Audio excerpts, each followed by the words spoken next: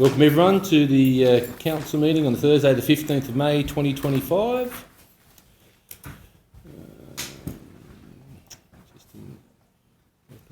With opening, in accordance with the Weddin Shire Council Code of Meeting Practice, this meeting will be recorded for the purpose of audio-visual live streaming via Council's website and YouTube channel. Those in attendance are asked to refrain from making any defamatory statements and comply with all relevant Weddin Shire Council codes, policies and procedures at all times. Weddin Shire Council would like to acknowledge Wiradjuri people who are the traditional custodians of the land we meet, and we would also like to pay our respects to their elders, both past and present of the Wiradjuri nation, and extend that respect to other Aboriginal Australians who are present or watching today. Weddin Shire Council would like to honour our service personnel as well, who have sacrificed their lives in the defence of our freedom, our peace and our prosperity. We acknowledge all of our frontline workers and volunteers who each day provide our essential and non-essential services, especially those within our Weddin Shire local government area. Next we move on to attendances, and all councillors are here today. I don't think there's any attendances and no apologies. No, and no leaves of absence. No. Applications. Right, we move on to 5, which is a confirmation of the previous minutes. Councillors, we have a move in a second for confirmation of the previous minutes. Councillor Gorman, moved by Councillor Gorman and seconded by Councillor Macon. Any comments, councillors? No. All those in favour of the minutes being adopted? Thank you. All those against? Thank you, councillors. Next, I'll ask the General Manager to read any disclosure of interest that have been received. Through you, Mr Mayor, I've not received any disclosures of interest. No, none in this meeting, that's good. Move on to section 7, which is our public forum. Doesn't appear to be any public forum tonight. No, righto. That's it. We move on then, moving through quickly into the mayoral reports and minutes. I have a mayoral report in that council note the mayoral minute and thank Miss Jenny Bennett,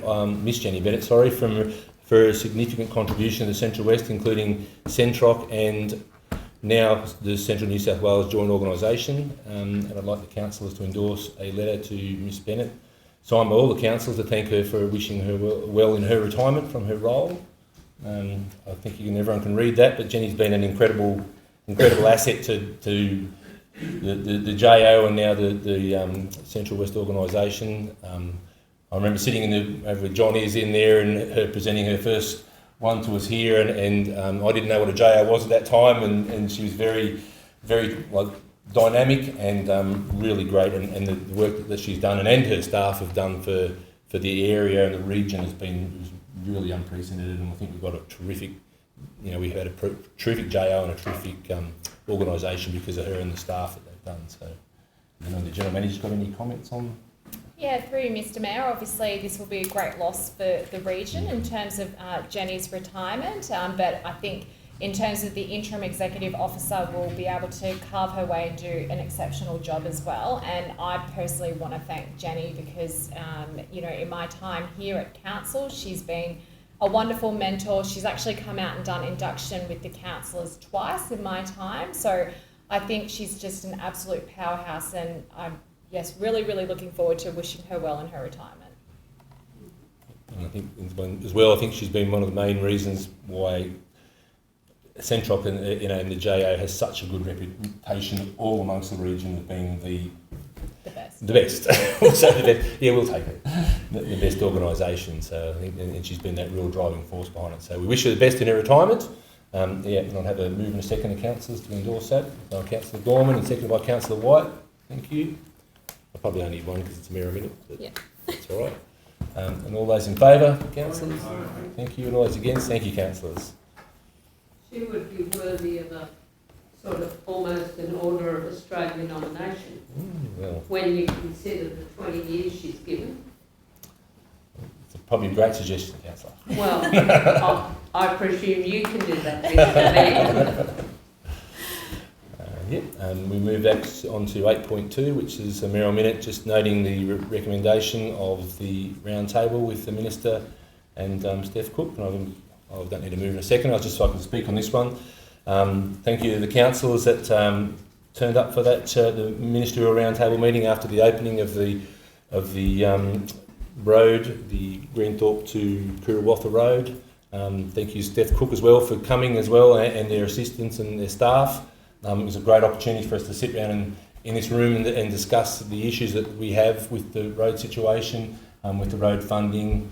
We were able to put some points of view that we have about the 2% that we get as an on-cost, where we would like it to be 10%, and a few other things which are in the report there. But I feel like we've got a good relationship with the Minister as well, and I hope that she's listening to our concerns, because we all know that road funding is one of our biggest hurdles going forward with the condition that we're seeing our roads, especially after the flooding events and things like that. So, any questions or comments, councillors? No? That's all. And all those in favour of that recommendation, please, councillors. Thank you. Anyone against? Councillors. Straightforward. Next, we move on to section 9, which is motions and questions with notice. We have a motion from Councillor Parlett that Council investigates other scenarios, options to solve long-term sustainability prior to any considerations when applying for a special rate variation, SRV. We have Councillor Parlett's moved that. Do we have a seconder for the motion? Seconded by Councillor Niven. Thank you very much. Councillor Parlett, would you like to speak on this? Is your motion, please? I would. Thank you. I assume that everyone has read that notice of motion and the staff comments. Thank you.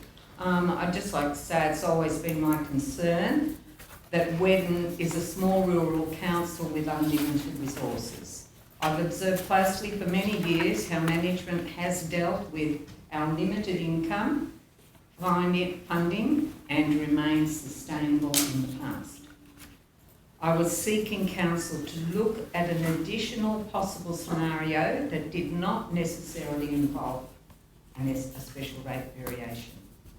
Respectfully, my notice of motion was to look at least 3 scenarios, not necessarily 5. I listed potentially to look further at fees and charges, productivity, cost savings, options to increase grants, reducing services, to achieve long-term sustainability without an SRV, 15% increase over 3 years. This may involve some of the staff comments where mention is made, and I quote, "Additionally, several of the proposed scenarios involve strategic decisions, such as staff redundancies, asset sales, charging market rent for specific properties, and reducing specific services, which staff cannot determine. These are strategic decisions that must be identified by councillors. Staff will need to be advised by councillors of granular detail on these 5 themes to enable accurate financial modelling," end of quote. This, yes, is tough for councillors to do, but we are here to make the tough decisions that affect our community's sustainability and service provision. I understood, and I do apologise here if I'm wrong about this, that the job of the General Manager was to examine and report on various scenarios.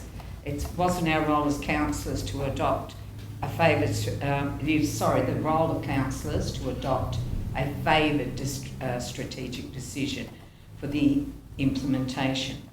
My concern is by possible removal from and putting that back on councillors, that it's an avoidance of possible adverse effects to staff.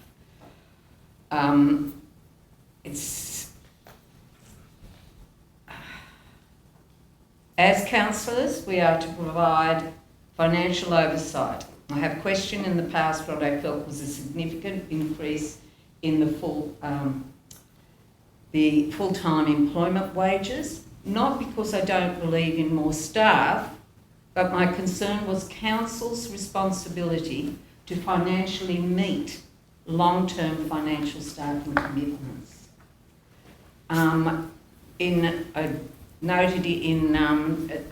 There'd been an increase of 60% since 2022-23 financial year. On page 11 of your draft long-term financial plan, for 2025, 2026 to 2034 to 2036.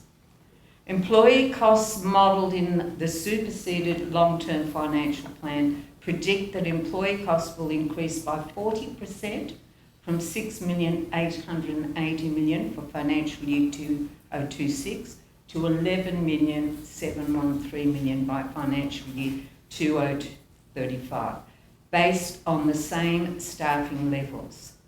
I actually looked at those figures and I might be wrong there, but the increase of 40% for 6 million would be 9.6 something, and it's actually a bigger figure, like more of 70% increase to that.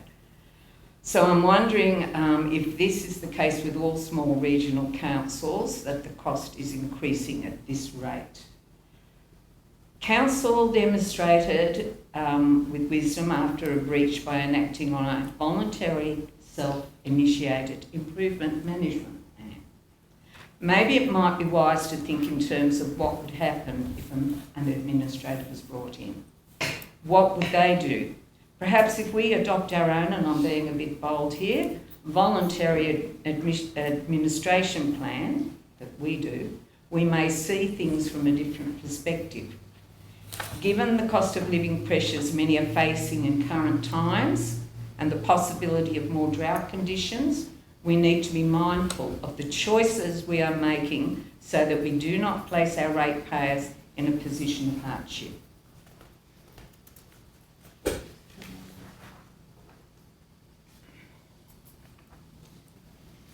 You'd have one more thing, sorry.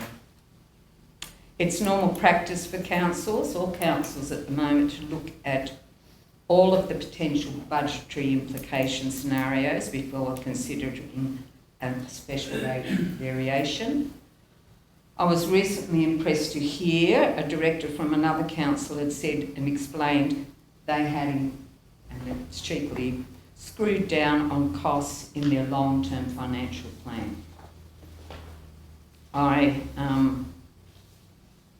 would like to make an additional recommendation, and I appreciate the work that our staff has done. There is no question our staff is doing excellent work. I just think that we possibly need to look at extra scenarios.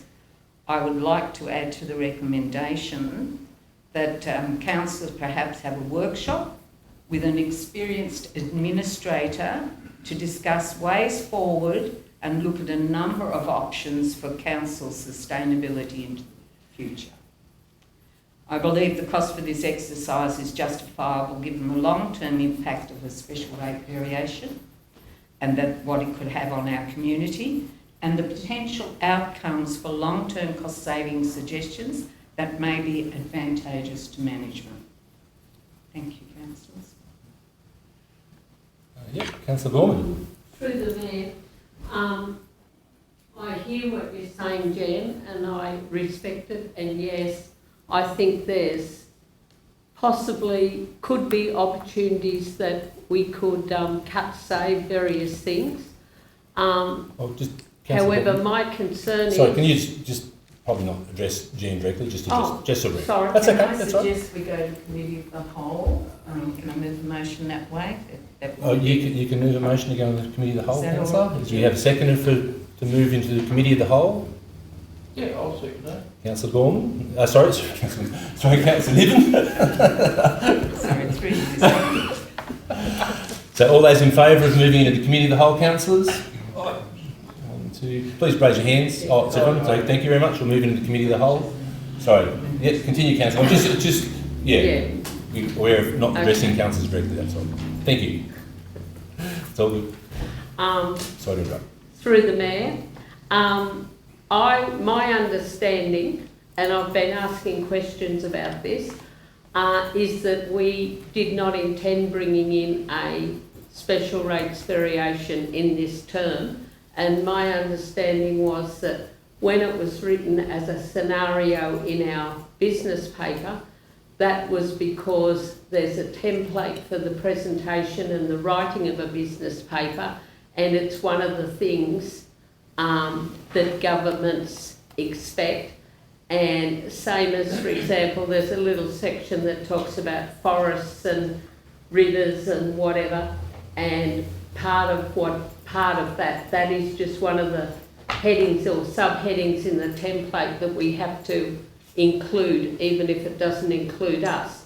And as a result of that, we had to put in at least one scenario, and that was the most common one.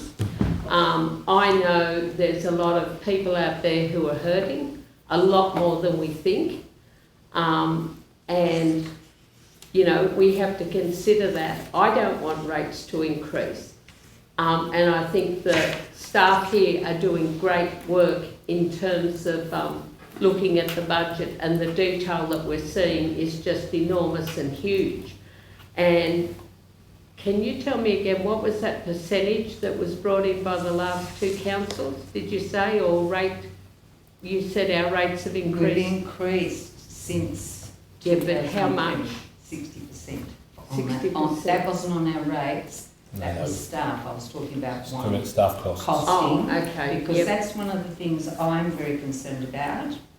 We've always pushed and wanted more staff, but we've got to be able to afford the long term. And I'm looking at the projection figures, and we have to afford that. And of course, we've got to annually increase our rates, but there was that thought that wasn't for next year, it was the following year was a suggestion. It's only a suggestion at this stage because it has to go through more formalities. We, you know, that the 15% was what people were balking at. You know, so we may look at a less percentage. You know, I think, instead. isn't there a Mr Mayor, isn't there a 4.6? point whatever increase that the government sets, that it rolls over each year, but other than that, and we That- have to follow that? That Or- methodology has changed, so yes, it could be that, or next year it could be less, or... Oh, Yeah, okay. Mr Mayor, in terms of just a few things, just to make sure we're not losing track of the conversation, if I can just clarify, just so councillors for awareness. In terms of the information that has been provided, I think it's very important to note that the three scenarios were planned, conservative and optimistic, and that's a requirement of the integrated planning and reporting framework, which Councillor Gorman has already acknowledged. I think in the workshop that the majority of councillors did attend, and there's certain councillors that didn't attend the workshop, we went into detail around plan and conservative for our council is pretty much the same thing. And then obviously the optimistic is the enhanced asset management scenario there. Now, in terms of wages, I do have to address that the wages uplift is in alignment with the amount of grant funding that we've actually received. So we've seen an uplift in grant funding when it comes to natural disaster funding and the road grant fundings that we have received. We've seen an uplift with roads to recovery. Now, if you don't use employees to actually do those roadworks, the swap out is you obviously use contractors. And it is acknowledged that within the long-term financial plan itself, there is an uplift in alignment to the funding that we know, and then there will be a slight drop-off. And the employees' wages as well, you need to be mindful that there are award increases that council has no choice but to actually adhere to. It's the law in terms of those employees' costs increasing. We know that superannuation is also increasing. We know that workers' compensation and those types of insurances also have uplifts every single year. So in terms of that process, it's all well and good to say that we can reduce employees' costs down, and that is a concern, but we also need to ensure that all the grant funding that we're receiving, that we can actually deliver the work, because there's no point in actually putting it on our operational plan at the beginning of the financial year and then get to the end of the financial year and not deliver those projects and hand that funding back. Councillor Gorman, yes? Can I go again? You can. Personally, this is a really steep learning curve for me, and I am learning a hell of a lot and doing my best to deal with it.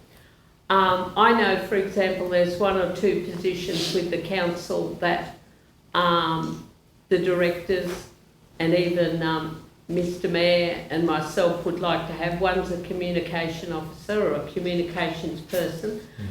We can't afford to employ that. So basically, and I do know among the staff that some staff are overlapping in their roles, whereby they have their job to do, but then they step in and they support someone else doing another job. So I don't think the staff is employing any more people, the council is employing any more people than they need to. And from what I can see, there's more than enough work for everybody, and they're doing their best under the pressure of what has to be done. So it's just unfortunate that some of our staff are ageing, and unfortunately, even the councillors are ageing, anyway, and they might want to claim their superannuation, or they might want to take extended leave, and we have to cater for that. And if you listen to the information and read the budgets as they're presented to us, and Dana does an excellent job of explaining all the bits, you can see where all these projected costs in terms of staffing and staff wages and whatever come across. And I mean, yes, people might think sometimes there's a tall poppy syndrome. People looking in on us might think, oh, we're being paid too much. We shouldn't be getting that much, but there's what do they call it? You said it a minute ago, a wage increase. Increase, yeah. Yeah, but there's a category, isn't there? Like a level. Same as in teaching, different levels of jobs had a different income that you could aspire to if you got the next position up. So, Jen, I'm fully with you in terms of cost cutting, and I think the staff, from what I've seen of them and some of the discussions I've had on different matters where I've brought community concerns to, I've had chats to Luke, I've had chats to Anthony. I haven't had a chat to Dana yet, but you never know. And they're on top of it too, they're aware of it too. And I just, I'm worried that, yes, we're being swamped by a lot of people who think we're going to do an SRV, and they're scared because they can't afford it. Look, I think that's the most important thing is there is no, council does not have a notice of motion in front of us. We've never agreed to a special rate variation. This council hasn't, the previous council hasn't. So whether there's talk in the community about a special rate variation, that's a different thing. The council has never agreed to adopt and go forward with a special rate variation. My concern about, and I understand where Councillor Parlett's heart is in this, I totally understand where it's coming from. My concern that this, to me, is an SRV process. You're talking about actually doing an SRV process that hasn't been agreed to by this council. You're talking about, you talk about reducing the staff. Well, the minute you talk about reducing staff, what you're actually referring to is a service level reduction, because you can't reduce staff without reducing the work they do, or compliance levels, because staff are there to make sure that we comply with the relevant government regulations and planning proposals and all those IPNR.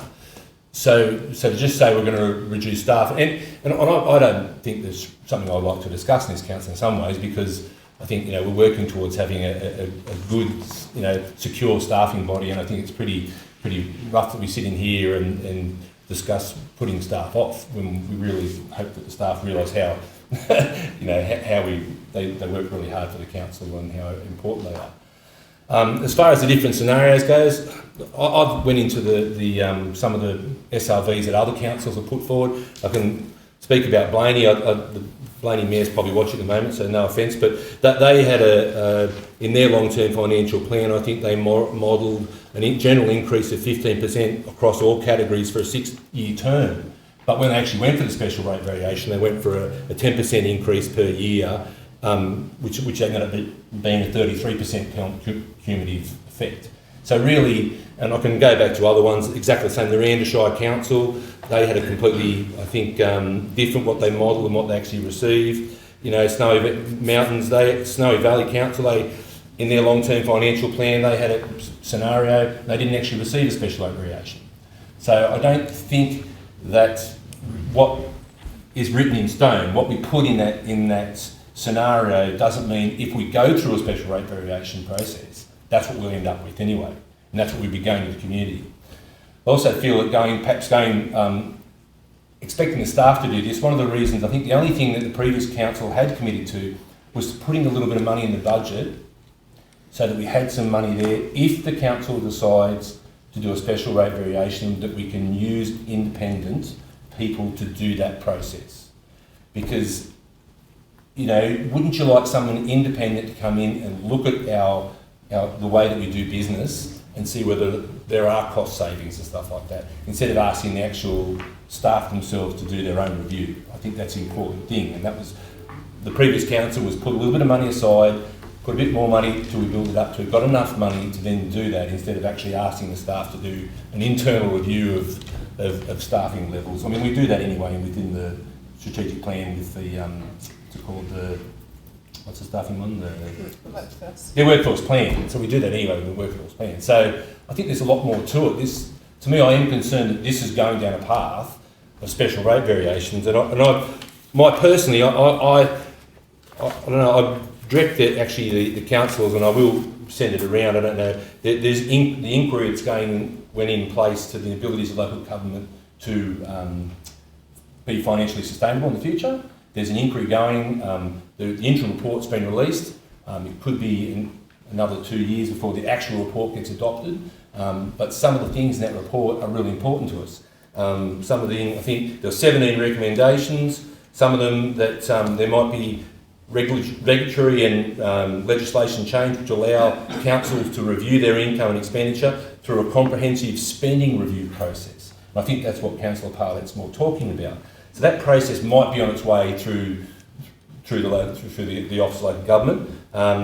So that would allow us to do a special rate variation based upon principles such as council resourcing based on what the community needs are, transparency, long-term ratios, so that what you reduce bill shock from consume, for the residents if we do have a special rate variation. Intergenerational equity, independence of the council, allowing the council to be independent and not be so heavily reliant upon. And some of it might actually come back to recovery of costs and hopefully an improvement in the FAG program, which is what we've all been, every council's been arguing for. We need more federal assistance money to keep us going and keep us sustainable. Yeah, so I think there's other ways, and I'm just concerned that this is basically taking us down a path to special rate variation. Sorry, Councillor. Well, I was under the impression that we could go ahead and organise a special rate variation, but if the community object, it all goes out the window anyway. Yeah, through you, Mr. Mayor, if I can just explain the IPART process, because they look at 6 different criteria process, and they look at the financial needs. So looking at whether or not council actually is justified in terms of finances in increasing its rates. Another assessment criteria is community awareness. So has the council appropriately engaged and consulted with the community? This is not the long-term financial plan. That will be a future process if we were to go down that path. The reasonable impact on ratepayers, and referring to what Councillor Parlett has talked about, so that's around assessing the community's capacity to pay, and that needs a level of independence to actually come in and undertake that assessment. But in looking at that, they'll be looking at our hardship policies and our processes around the pensioner rebate, for example. So all of those things will also be reviewed through that criteria assessment. They will look at our integrated planning and reporting documents. So if we were to go down that path and we have a long-term financial plan that makes no reference to a special rate variation process, that's going to strike us out in that step process there. They look at productivity improvement and cost containment. So this is just what the mayor has just referred to. So we will need to actually, before we even consider that process, look at our levels of service, look at our service reviews, what we can increase, what we can decrease, and then outline to IPART, who basically have the ultimate decision, where we've actually made cost savings, yet we still aren't financially viable, and that's the reason why we've got to go down that part. And then there'll be other matters that IPART will consider that's relevant to a particular council's SRV process. And the one thing that I needed to highlight is that, in my 3 years in this role, every council, it seems like, is going through a special rate variation process. It doesn't seem to be special anymore. And having this new system that potentially is about 12 to 24 months away of what the state government's going to be introducing is exciting. We went away last week to country mayors into the LG Rural and Regional Summit, and it was the talk in terms of this process. And lastly, if I can conclude, I just wanted to say and acknowledge the hard work that the team have put together, because we have had workshops on this before, and I strongly encourage councillors, because we give you so much awareness of when these workshops can happen, and I understand that there's illness that can happen, but I think some of the explanations in terms of what was actually put forward in that, very, very comprehensive workshop that our staff have undertaken, certain councillors have missed out on that information. But notwithstanding that, we did have a discussion yesterday, just our regular catch up with the Office of Local Government, and they were very, very complimentary of the work that our Executive Management Accountant has done. Very, very complimentary. Through you, Mr. Mayor, I think I appreciate once again where you're coming from as well, and where the community's coming from as well. But I'm with you that I feel it'd be really unfair for the executive team to go through the process again, looking at all these different scenarios, where a lot of those ones you've suggested, Councillor Parlett, options for increased grant, reducing services, productivity, there's some of the unknowns that you can't forecast anyway, because we don't know how many grants we're going to get. We don't know what if we open whatever, the productivity, if I can speak, and also, how do you decide a scenario of reducing services?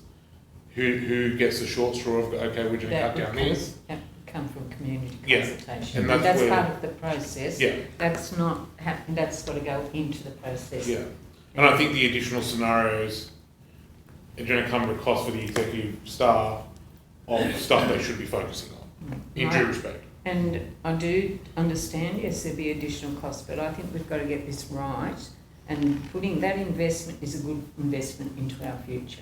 Because we need to be financially sustainable. It's really important, and there may be, outside ways, and that's why I suggested, a workshop, so that there might be different. There are people that have gone into councils to do that role that could do a workshop for councillors and for us all to benefit, because that's where, none of us are experienced enough in this. So having that insight, that could be a councillor workshop thing, and part of... Through you, Mr. Mayor, into the General Manager, would all of those scenarios would be part of the SRB, the IPART process anyway? That's what you just said. Yeah, that is correct. I think where, I guess, the concern that I have as the General Manager is this process is being lumped into the long-term financial plan. They should be actually separated. And so we have proposed, which hasn't come out in the conversation, is a second scenario around increasing the annual charges as a potential modelling as well. I think I need to highlight that is actually in the written commentary. But regardless, in terms of whether or not we do a special rate variation, is a legislative requirement that we need to do a service review process for our services, so mapping out all the different services and functions that we actually do, and undertake a service review process. That's actually legislated in the integrated planning and reporting framework. And in terms of cutting staffing levels, I'm not prepared to hook that to the draft long-term financial plan, because we simply haven't done the background work around that. And I don't want staff to be listening to this conversation today thinking that there's councillors in the room that are saying cut jobs, because that's not what I'm supporting here. No. Councillor Baldwin? Through the Mayor, the only thing I was going to add is the joint organisation has been busy lately and started looking after deputy mayors, especially the newer ones. And there was a Zoom meeting that I was part of maybe yesterday, and they're going to do it about every 5 or 6 weeks continuously. We got a lot of had a lot of discussion yesterday about all sorts of things. SRBs came up. Financial sustainability was seen as the biggest problem for all councils, all rural and regional councils. less so for the, and they specifically said, we're not in the position of the metropolitan ones where they've got parking meters to top up their income, etc. But one of the things they're going to have special workshops for and provide information for us to help us with this, which I'm more than happy to. I could ask if they could record them and we could bring them back here, and that would be hopefully helpful. But another thing they said is that the minister that was working in local government, I believe, is continuing in local government. And one of the things that he had been working on was, and it's still in the draft phase, is a policy that is looking at alternatives to having an SRV, because the SRV has a disastrous effect on say the communities, especially smaller regional communities, and relationships between council and the community, and they're conscious of all that. And part of it involves what Paul was talking about. So they were telling us that this is more than likely will be in maybe in 12 months by the time he fine-tunes it, etc. And they do an assessment of the council. So anyone that's even thinking about an SRV has to have a lot of the things you were talking about assessed, and then they do a judgment on it, and then they ultimately, if you pass the test, as in being in a position of needing excess funding because you're not financially sustainable, there are going to be funding avenues made available. They didn't tell us what they were, but that is part of what we're doing in 5 or 6 weeks' time. And they're potentially talking about even having something where we go and be present in a room like this where someone's talking to us directly. So I thought that was really worthwhile, and it's very interesting to think that we're not alone. There's a lot of people out there, a lot of other councils out there, and there's quite a few that have had the administrators called in on them. And from what I can hear when I'm talking to people, say within the JO, that is not a situation we want to be in. Through you, Mr. Mayor, can I just make a comment about administration councils, because there was 3 councils that came out of administration with the recent elections. So Central Coast Council, Wingecarribee, Balranald. We know that Wingecarribee and Balranald wasn't around finances, it was around councillor conduct. So I just want to make sure that when we're talking about an administrator, in terms of what Councillor Parlett has moved, what do we actually mean by that? Because using an administrator from those councils wasn't around mismanagement of finances, it was around the bullying and harassment that was occurring in the chamber and outside. No, I was meaning an experienced person in that field of finances, and there are those people. Councillor Needham? Well, Mr. Mayor, my concern is this building for renovation and the upkeep of machinery. I think we should start on that side rather than just saying we need a special rates variation and we'll work out where we're going to spend it. Work out what we need first and then see if we can service it from other areas. And that's why I think that the Office of Local Government, and they're looking into those different scenarios, because one of the things is whether or not your special rate variation is tied to a particular thing or just about sustainability.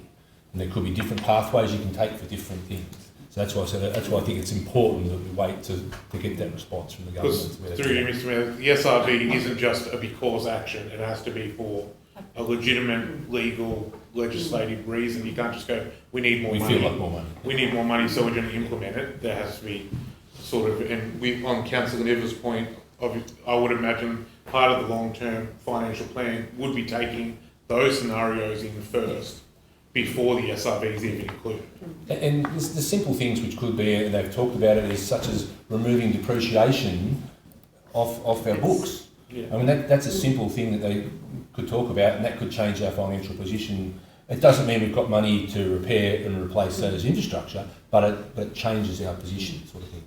Through you, Mr Mayor, can I just make a comment around when we went away to Sydney last week? One of the exciting things with the establishment of the Grants Commission in terms of looking at the financial assistance grant, the Deputy Secretary of the Office of Local Government got up and stood up in front of everybody and actually said, while we can't probably create change around the 1% with the financial assistance grant immediately, but he put the question out to the group and said, does the City of Sydney need a roads component to build new roads?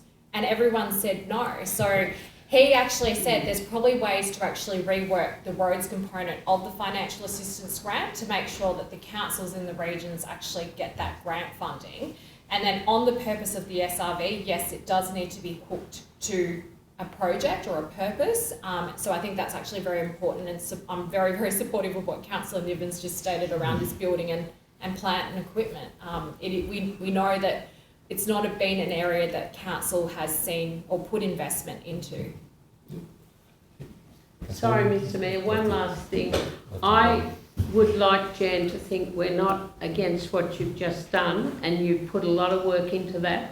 And to be honest, it's been the biggest advantage is that we've been able to have that discussion as a result of your efforts and the research you've put into it, and hopefully the community will have a greater awareness and hopefully have more confidence in that they don't have to worry about an SRB, at least, I'm hoping, at least in the next 1 to 2 terms.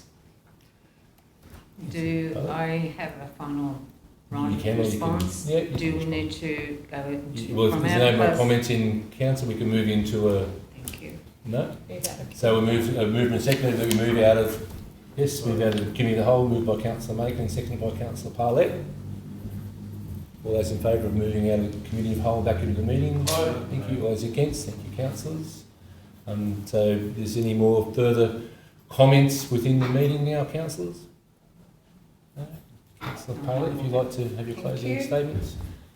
Having had the experience of going through the process of a special rate variation in a past term, serving on Weddin, so I do understand the process, and that's why I brought this to council, because I wanted the conversation started, because people came to me having seen the scenario in our draft long-term financial plan, and that sort of put them. So I felt that we needed to address the issues, talk about it, put it forward so that the community, we need to bring our community, if we do this, the process has to bring them along.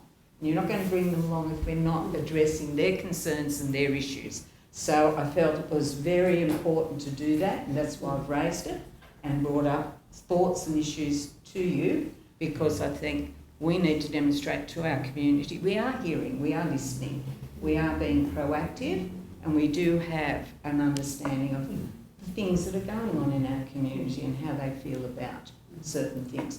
I'm not, and in this, I'm not against increases. No, I know we that, have to have increases. We have, and I've voted that way in the past because we were doing things to move the community forward, to provide services, and that's where, you know, there is this process, as our General Manager has mentioned, and as, you know, you may not all be aware of, we have to go through these things. That's why I was suggesting that could be one step for us, and that might have been one of our, you know, council learning things, or, you know, that we do. Yeah, thank you very much, Councillor.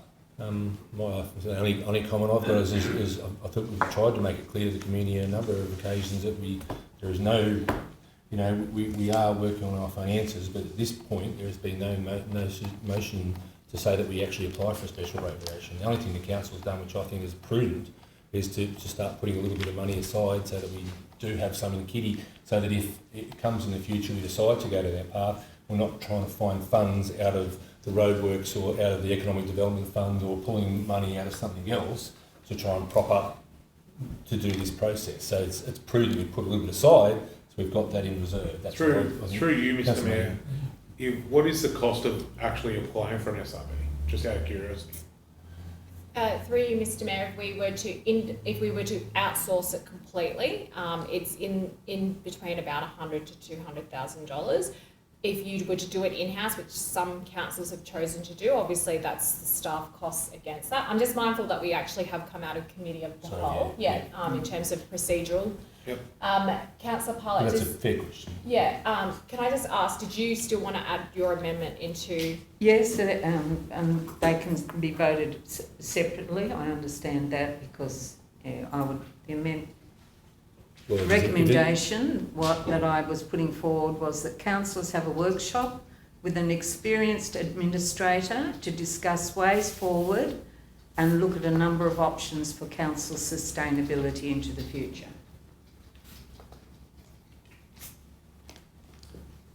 And of course there's funding, I suppose, so that could be, if councillors were agreeable, councillors' training funds or whatever. I'm not sure what's left in that resource. Probably the problem there is that you haven't actually... No, and that's just off the top of the head because to do anything, it's a cost. And May I suggest, council, that probably It's a separate notice. It's a separate notice in motion, yeah. I would suggest that because there's funding associated with that notice of motion, that you could maybe bring that back. I mean, we can vote on it, but without, I think it's probably without actually having a funding source. I thought because it was relevant to the but we still got to notice of motion that and I was trying to provide a solution that would be beneficial to everyone. But it's also and give us more education. It's also we have no idea of cost, and we talk about an experienced facilitator. We have no idea. We have no quotes. We have nothing to go on how much it will cost or where that funding will come from. I'd imagine if we got someone in that, for example, that has done our training in the past, that's familiar with us, it would be similar to that cost for a day. So, Councillor Niven. Yes, Mr. Mayor, I think along of business advisors or somebody like that. So I suggest that Councillor Parlett bring it back with a bit more detail rather than administrator. It seems to indicate councillor administrator, which I would not be sort of in favour of. I'd be a business consultant. It's up to you, councillor, if you want to put forward. I just don't think it's actually without a budget from the staff. I don't think it's, or any sort of quoting from the staff, it's really appropriate we vote upon that. Anyway. Seriously, we're all amateurs. There's business people that have economic degrees, we might be economic degrees, but as far as, look, we manage the council, but there's bigger businesses and like somebody from BHP or some they have a bigger, broader appreciation of cost and expenses and things. And that's why, councillor, I've always suggested that we put that money aside so we've got enough to then outsource that to somebody and have them come in and help us do that process. Yeah, through you, Mr. Mayor, just from Code of Meeting Practice. So just notice of motions with the expenditure of funds, it will require a separate report to come back. So I would recommend that just becomes a potential next meeting notice of motion around a business consultant. Yeah, I agree. So we do have a move and a second. That one was moved by Councillor Macon and Councillor Parlett, isn't it, for that one?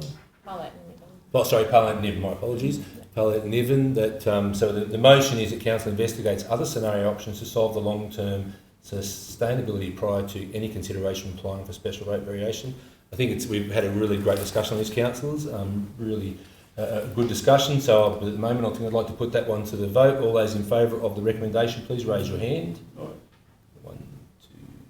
Please hold your hand up, please. 1, 2, 3, 4. That's 4. All those against, please, councillors. 1, 2, and who's not voting? You're not voting? It's against? Sorry?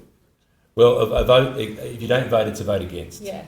So 1, 2, 3, 4. So I'll be the deciding vote on that one. I particularly were going to vote against. I don't think this is necessary. I think this is a lot of staff work when we actually haven't applied for a special rate variation or there's no actual movement in that area. So I think it's probably inappropriate. But I don't disagree that perhaps Councillor Parlett might bring back a separate motion next month. Would be good. Move on, please. We move on to draft 10.1, the draft local preference policy. The General Manager will speak on this one. That Council notes information contained in the report, places the draft local preference policy on public exhibition for a period of 28 days with the purpose of inviting submissions from the public and staff, and requests the General Manager present a further report to Council with all the submissions received at the conclusion of the public exhibition period for Council's further consideration and adoption of the policy, or if no submissions are received during the exhibition period, Council formally adopts the policy without any changes as per the policy. So I've moved in a second, councillors. Moved by Councillor Macon, second by Councillor Neal. Thank you very much. Thank you, Mr. Mayor. So the local preference policy is an update from the previous one. So it's about achieving the best value for money for procurement of goods and services. And it is around, bolstering our local suppliers in terms of in a procurement process. So we have factors in terms of making sure that we provide discounts in terms of values put forward in a tendering or quotation process. It does sit separately to Council's procurement policy, so staff who are enacting this policy and also councillors, when you consider tenders in closed council, need to consider these two policies side by side. In comparison to the 2017 version, this one just gives a bit more information in terms of how you actually implement the formulas put into the policy.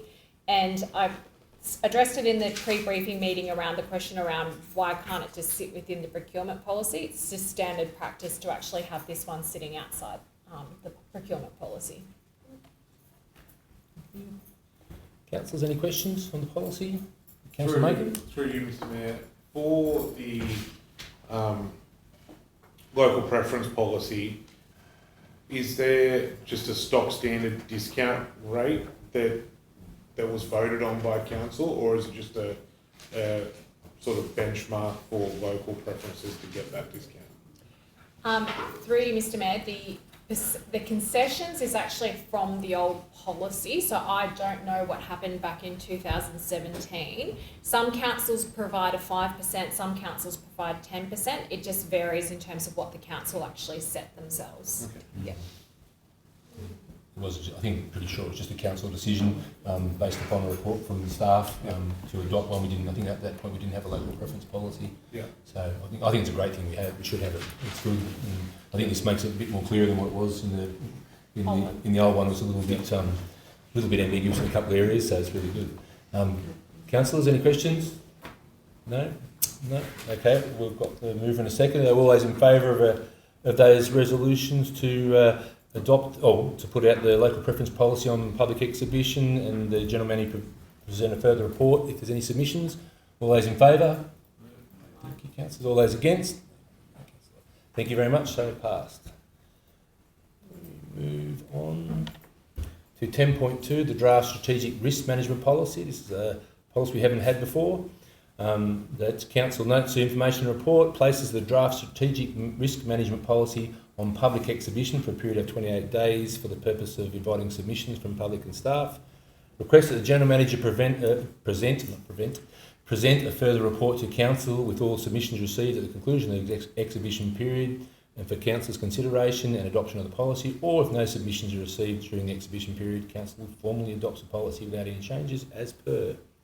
Have a move in a second, councillors. Moved by Councillor Gorman, seconded by Councillor Rolls. Thank you very much. Ask the General Manager to speak on this, which is a policy which we have not had in previous times. Thank you, Mr. Mayor. So our draft risk management policy looks at the risk for our organisation. So it's a framework that basically sets out how we'll identify, assess, manage and monitor our risk. Now, I wanted to note that Council currently already has a risk management and internal audit policy. This is for our Audit Risk and Improvement Committee in terms of how it's a framework and a checklist in terms of how they will assess and manage the risk from the committee that they are. This draft policy is an overarching policy around risk management, so it connects into with our risk register and other risk frameworks that we'll put forward as an organisation.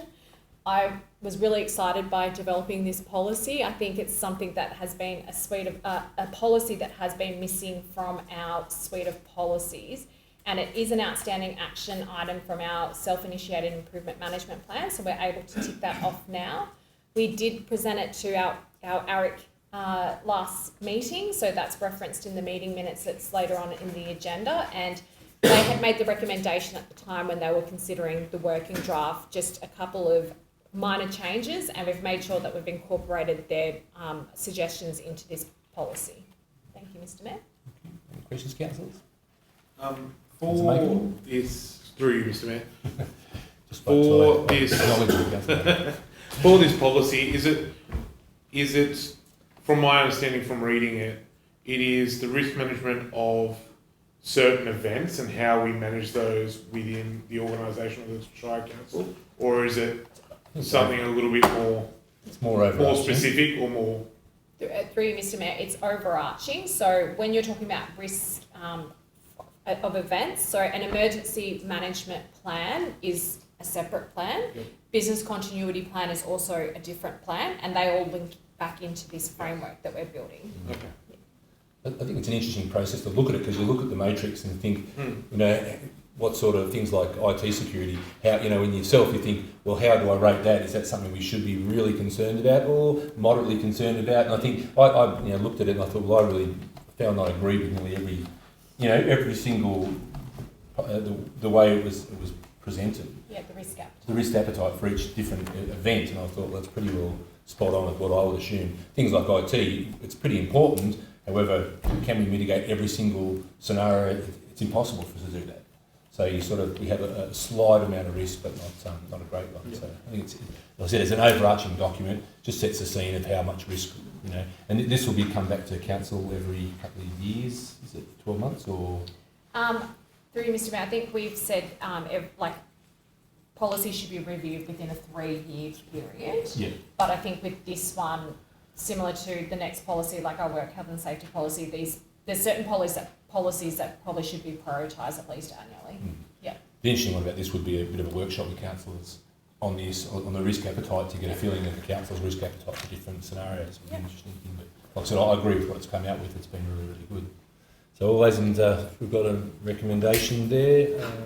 Councillors, 10.2. Yep, and that, the information, as I said, put it on exhibition and request the General Manager present a further report if there's any submissions. So all those in favour of those recommendations, councillors? Thank you. Any all those against? Yeah, okay. Councillor Niven, yes? Yep, thank you. Move down to 10.3, the draft work health and safety policy. This is an update on our draft work health and safety policy, as with some additions advised to by the review of the policy from our work health and safety advisor. Council notes information and report. The recommendation is that Council place as the draft work health and safety policy on public exhibition for a period of 28 days, and requests the General Manager presents a further report to Council with all the submissions received at the conclusion of the exhibition period for consideration and adoption of the policy. And again, if no submissions are received, Council will then formally adopt that policy without the changes. Have a move and a second of councillors. Work health and safety. Councillor Macon, second by Councillor Rolls. Thank you very much, councillors. Ask the General Manager to speak on the third policy. Thank you, Mr. Mayor. So our draft work health and safety policy is providing a framework on the management of WHS, and it applies to councillors, workers, contractors, volunteers and visitors to council workplaces. Now, with the update from compared to last year, it's important to note that last year staff did a significant amount of work of updating our work health and safety management plan, which the policy used to sit in it. Then we pulled it out as a standalone policy because that was important to our organisation. So the latest update just makes sure that it's an easy to read format. It just clearly lists councillors as persons to whom the policy will benefit and apply, and that was after the assessment and review of our WHS advisor. There's additional commitments in this commitment statement to apply as well, and then there's a further explanation in roles and responsibilities in accordance with the Work Health and Safety Act. and most importantly that we're actually listing the code of practice by Safe Work New South Wales and linking that into our policy. And as I alluded to in our pre-briefing, I did give the staff this on Wednesday in terms of our safety talk at the depot, just making sure that staff actually understood that there was a list of codes of practice by Safe Work and where they could actually find that information. Would this be presented through the consultative committee, or do they look at it? Through you, Mr Mayor, yes it will be. Yeah, okay. Yeah, no worries. Councillor Parlett? In the past, we've been able to see those track changes, because I was trying to follow where we were and look at the past one. And we've just heard now what some of those changes are. I'm just concerned that we're just being told and informed now, whereas I would prefer to have had a bit more information ahead so we can make an informed decision on policies. Through you, Mr Mayor, that was a preference of the last council. It's up to councillors. I think it makes the business paper look highly messy in terms of attaching a clean version, a track change version. So it's completely up to council in terms of how you want to be presented as a business to our community. Because we're more than happy to put draft versions with track changes to council, but if a staff member starts working on the policy and forgets to turn on track changes, it's a lot of work to go back to it, and that's what we were dealing with last council term. Through you, Mr Mayor, would not the current policy be available and then compare the draft to? Yes. Yes. So with the draft policies, they can be found on the website? Yes, through you, Mr Mayor. Yeah. So they are available. Every councillor and That's what I do. Yeah. community members should have them available as well to do comparison. I do understand with Councillor Parlett, it's simple to see where the changes are, so you can highlight yourself. I suppose It's a lot of reading otherwise. it's a lot of reading otherwise When to you're go back doing and a lot of do the policies, comparison. it is a lot of reading, and I Yes, do that. Yeah, I'm sure that if there's any major things that would be highlighted within the actual report, I would say. So, any more questions or councillors on the work health and safety room? No. Thank you, councillors. No. I think it's a good update. We've got to keep on top of our work health and safety. So, all those in favour of the recommendations, councillors, please raise your hands. Thank you. Anyone against? Yep. 2 points. Yep. Any particular reason? No. It's okay. Councillor Parlett, yes. Sorry. No. No, you don't have to. No one has to speak on if they want to. They have the opportunity. Yep. Okay. Thank you very much. Yep.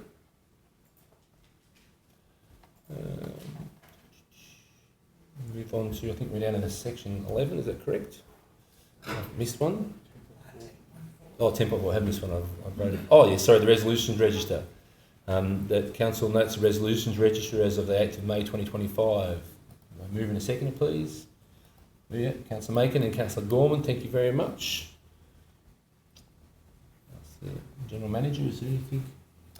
Through you, Mr Mayor, so the resolution register as at the 8th of May is just provided there.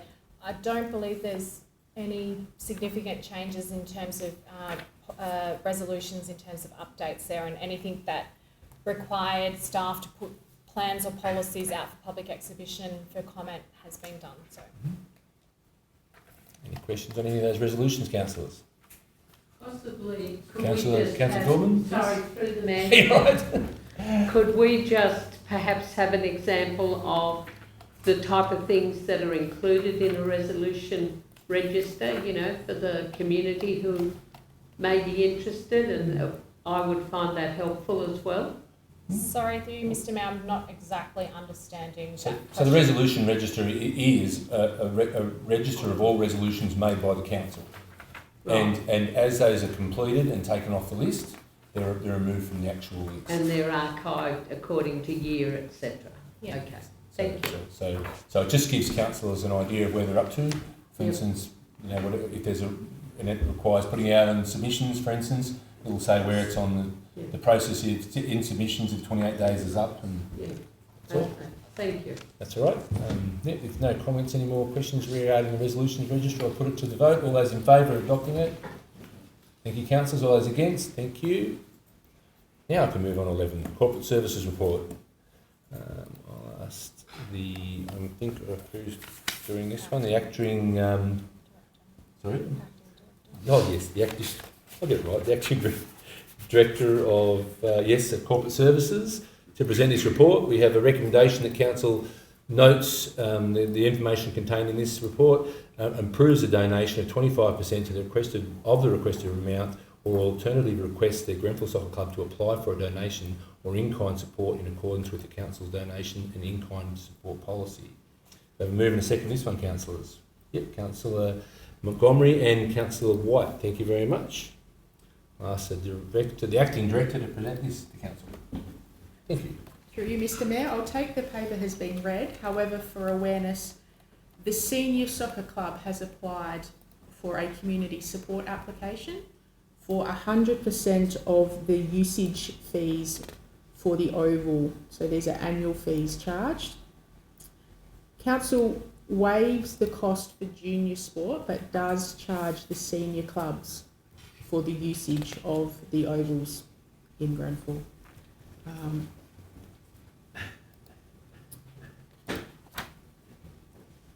The annual charge that the soccer club have requested is $1,400 or $1,417.50.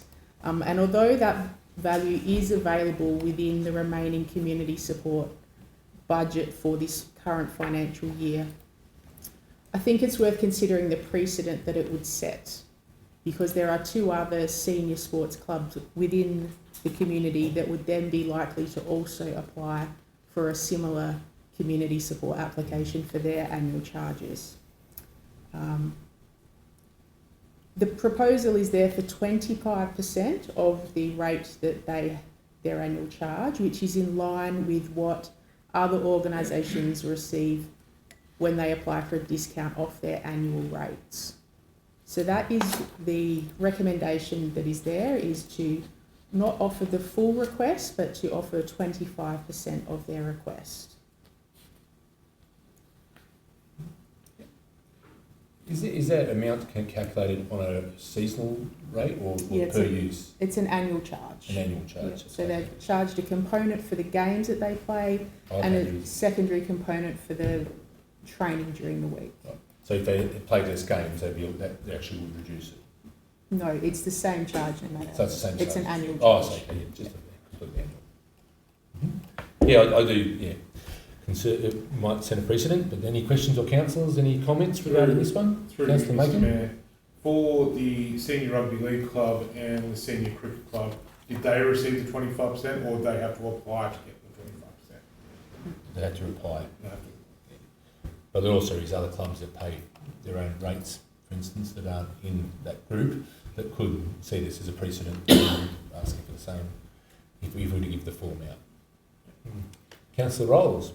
Through you, Mr. Mayor, we will approve this 25% and then other users of the facility take this precedent and also apply for the 25%, and our hands is forced to apply that as well. What would be the forecast usage of the remaining in-kind donation budget be from that? Through you, Mr. Mayor. Probably something that hadn't been calculated, I assume. No, I think it would be roughly about the same. There would still be budget through to the end of the financial year. The start of the financial year, obviously, the vote starts all over again, and we've got our pre-approved donations, and then there's an option, if council were willing, that you could consider putting the clubs on the pre-approved list for the 25% into the future. Mm-hmm. Would that require a separate notice of motion? Okay, so something to consider. Councillor Gorman? I mean, we have really good facilities and we can be proud of our facilities. However, they take a lot of work to be maintained. And I mean, if you want to be a member of the bowling club or the golf club, there is a fee. I suppose it's not that unusual. I can see why, with times being hard, that they're considering options and they think that this would help support them, and I don't doubt that it will support the clubs, and it shows that we're concerned for the sporting people of the town. But again, yes, it sets precedent. However, I'm not going to object to it. Councillors, any other questions? No? We have a mover and a seconder of the recommendation. If there's no more questions or comments on it, no. Actually, we'll put that one to the vote then. That council notes the information report and approves a donation of 25% to the requested amount, or alternative request the Grenfell Soccer Club to apply for a donation or in-kind support in accordance with council's donation and in-kind policy. So we're really approving 25%, which will come out of our donations policy at the moment, just to be clear. Yep, so all those in favour of that recommendation, councillors? Thank you. All those against? Councillor Neal and Councillor Rose. I vote against, I'm against. Against. Right, thank you. Went the wrong way, sorry. That one's carried though.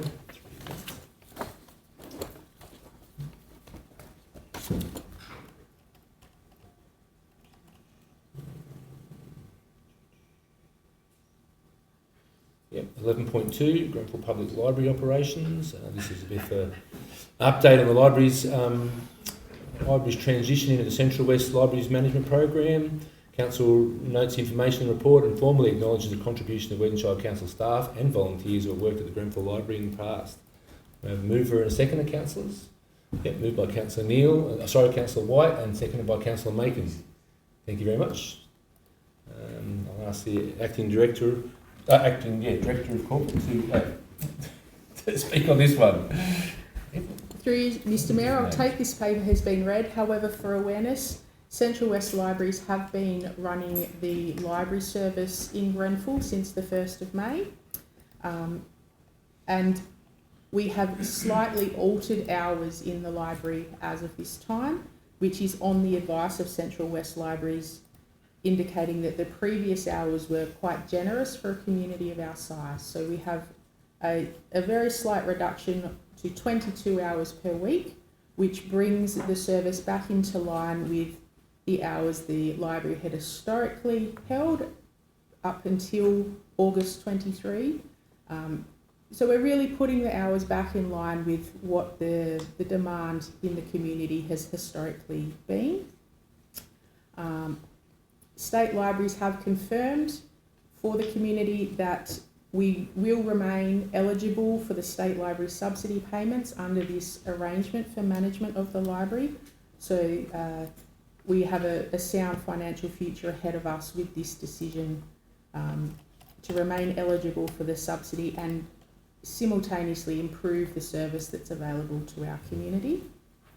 There'll be 8 standard programs offered from this point on through the library on a regular basis, one of which is National Simultaneous Story Time in the library next week. And we're also introducing the Summer Reading Club, which is something really important to our community as well.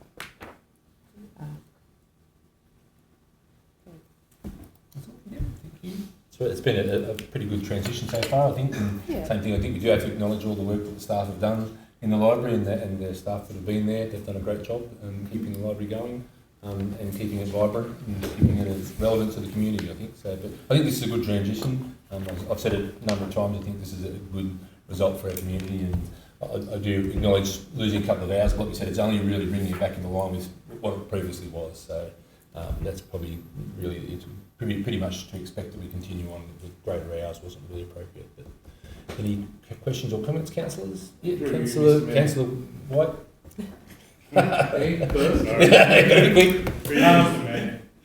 Just a question. Yep. While I'm trying to get my head around something. Sort of relates back to the special rate variance, but not really. In regards to the cost shifting, is this why we moved to Central West Libraries to undertake the management of our library here in the community? Through you, Mr Mayor, no, not from a cost-shifting perspective. It really came down to a service level review in terms of, because our council was quite unique in having an independent library. A lot of libraries join up together with other form little co-ops or part of Central West Libraries. My former employer was part of a co-op of 4 libraries, 4 councils. So it wasn't relating to cost shifting per se, it was around a service review and identifying that to have the levels of qualification to actually be able to get the public library subsidy, it was better to then go under the auspice of Central West Libraries. And one of the things that I wanted to highlight that during our community strategic plan consultation, one of the key things that came out from lots of people wasn't just around having access to education, for example. They wanted local quality access. And that, I think, by shifting to the professional capabilities and capacities of Central West Libraries is just going to really bolster the services that we're going to provide to our community through the library service. Totally agree. Thank you. Councillor Macon? Through you, Mr. Mayor. So, just reading the report, that when Micromex completed the survey previously about their satisfaction with the library, was 93, then it dropped down to 83. Will there be a survey conducted in 12 months or a period of time to see the satisfaction level since Central West has taken over? Through you, Mr. Mayor, in relation to a future survey, we did stage this around the strategic plan work. I think in the future, when we actually start talking about service reviews and particularly what the notice of motion previously that Councillor Parlett had tabled, there could be a tool to actually go out and do another satisfaction survey. And even though the library sits outside of council per se, it would still be a topic that people would answer to on the community satisfaction survey. Yeah, so included in that, yes. Yep. Yep, councillors, any more comments? Through you, Sorry, Mr. Mayor, just for community awareness, in the financial, as I was just reading here, that the annual fee for Central West Libraries is calculated pro rata at $188,000 for our financial year. If we had continued the way we were going, it would be $284,000. So, good community awareness, that's actually saving us money in the long run, not actually hampering us even for better services. Right. That's it. I think it's more about the better services. I think conjoining with other councils, and there's other, I think Blaney and about 8 other now in that group, it just gives us a bit more power within the group to do better library services for our community. Sorry, last question through you, Mr. Mayor. Councillor Macon. For the grants, infrastructure grants that we can apply for, do Central West complete them or do we complete them as council? Through you, Mr. Mayor, it will be through Central West Libraries in consultation with us. Oh, yeah. Thank you, Councillor Macon. Any more questions or councils? No? Everyone good? So the recommendation as it sits, to acknowledge the contribution of staff and volunteers who work at the library. We've got to move in a second now. All those in favour, councillors? Thank you very much. And all those against? Thank you, councillors. That was another good discussion. Next we move on to 11.3. This is a report on the arts, tourism and events activities for February to April 2025. The council note report. We'll move in a second now. Yep, Councillor Gorman moved and seconded by Councillor Macon. Thank you very much. I'll ask the Acting Director again to present this report. Through you, Mr. Mayor, I'll take the report as read. However, for awareness, I would like to acknowledge the work of the tourism team across a diverse range of projects for the community. In particular, I'd like to note the school holiday program, which is a really exciting program for council to offer the youth in our community. We've had a lot of success with this grants program, and the events that we're able to deliver are really exciting, they're really fresh, and they're really appreciated by the community. So I'd really like to acknowledge staff for their work on those events. Mm-hmm. I'd have to agree, when you look through this report and you see all the actual things that a very small little group of staff down there is achieving, the project management of the festoon lighting, the streetscape project management, the irrigation, all the different things, and moving on to the Taylor Park redevelopment. They do a powerful lot of work and do a great thing for the community down there with a small number of staff. So I totally agree.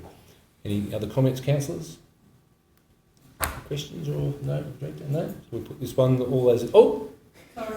Yes, Councillor Gorman. I was just going to say, I would like to encourage other councillors to go to the events and the exhibitions down in the hub because they are incredible. And I mean that.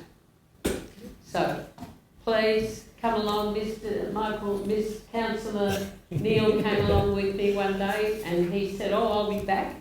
So please, a few more faces and I think you'll find the committee would really enjoy seeing you there. Someone will talk to you, you'll be right. You might even get a drink of juice and a bicky. I thought, through you, Mr. Mayor, I thought Councillor Gorman would say, please come down to the school holiday program. And I think it is important to notice how many applications for grants they do put in. Like they put in a lot of applications and a lot of them are, successful in one way or another. So, and that's I said, when we talk about sustainability, achieving these grants is a big thing, and they're competitive grants that a lot of other councils put in for as well. So they do a wonderful job. So so I'll move this on, councillors. So all those in favour of that we note that report. Thank you, councillors. All those against? Thank you very much, councillors. Next, we move on to 11.4, the statement of bank balances and banking facilities report. The recommendation that councillor notes the information in the statement of bank balance and the banking facilities report. So, a mover and a seconder. Moved by Councillor Neal, thank you, and seconded by Councillor Montgomery, thank you. I'll ask the Executive CFO to present this report, please. Thank you, Mr. Mayor. I take that the report as read. For your awareness, Council is in a solid cash position. We actually have 14 million in the bank as at the 30th of April. And including that, we actually had 10 million in term deposits. I also like to bring to your attention that our externally restricted cash balances as at the 30th of April was 7.9 million, and 7.2 of that was unexpended grants, so that's our restricted cash for our grants. Please note the liabilities in regards to employee leave entitlement and borrowings being 4.2 million. Currently, we are awaiting acquittal of a few grants, which are all unrestricted, of 1.1 million. I can confirm that we have received the Fixing Local Roads Round 3 of 882, and we should be receiving the Weeds Action Plan of 66,000, and also the financial assistance fourth quarterly payment any day now. So our total cash available, not externally restricted, is $3 million, which we're in a really good position at the moment, especially with year-end coming around. And I feel I'm very comfortable that our restricted cash will be in a good position. Internal allocations, so our planned income is 318,000. Our Hogben Trust, which is not council money, is 80,000. Our cemetery prepaid fees is 113. You'll note that the gravel pits have been added, thank you, in this report. And the Garvin's Pit, at present, our income is 86,000. Our profit is 86,000. Matthews Pit is 192, and that's on the back of actually council crushing their own gravel of 30,000 tonne, and we've been successfully able to offset that against the road grants currently at $25 a tonne. So our conclusion is council continually balances the cash flow and funds to maximise yields, and also to provide cash flow liquidity for operations. Through you, Mr. Mayor, I'll continue to compare the $25 a tonne versus the $1 a tonne process that used to happen here. I'm very, very proud of the team in terms of the way we've managed to restructure that. I agree. Been very good. I suppose the only question, I suppose, regarding our available cash is, as regarding our cash breaches, is a financial assistance grant. I assume you feel if we weren't to receive them in advance this year that we'd be in a good cash position as of June? Yes, through you, Mr. Mayor. As noted, as at the 30th of April, where is it? Sorry. Yep. Our total cash available, not externally restricted, is at 3 million. So, yeah, I do believe that we'll be in a very good position as at the 30th of June.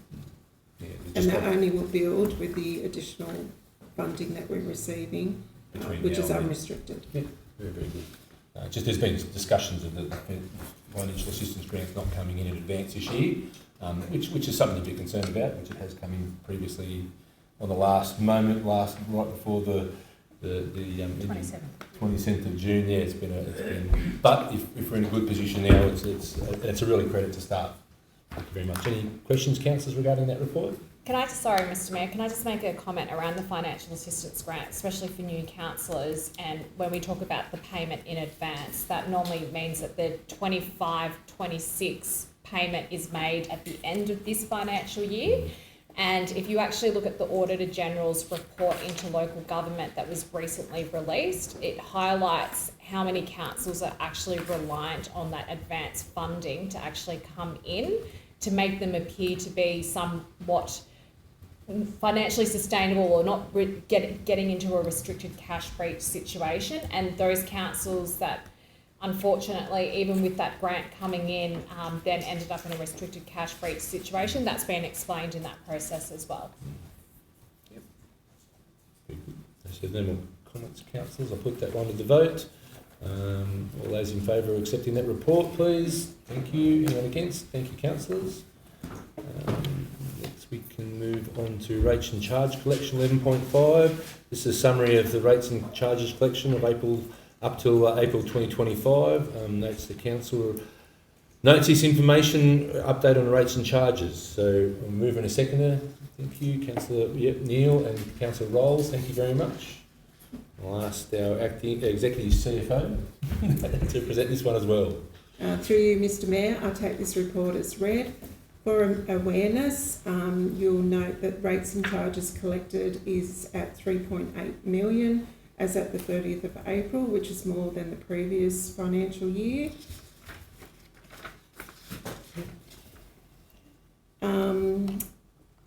And with our outstanding being 1.4 million, which is obviously above slightly of last financial year. Council's outstanding rates and annual charges includes the interest charged as at April 2025 was 350,000, plus the rates paid in advance was 101. So technically we're 451,000 outstanding rates. This is below what was reported in the 2024 financial statements of 592, and we're also currently 9.63% in arrears, which is below the benchmark of 10%.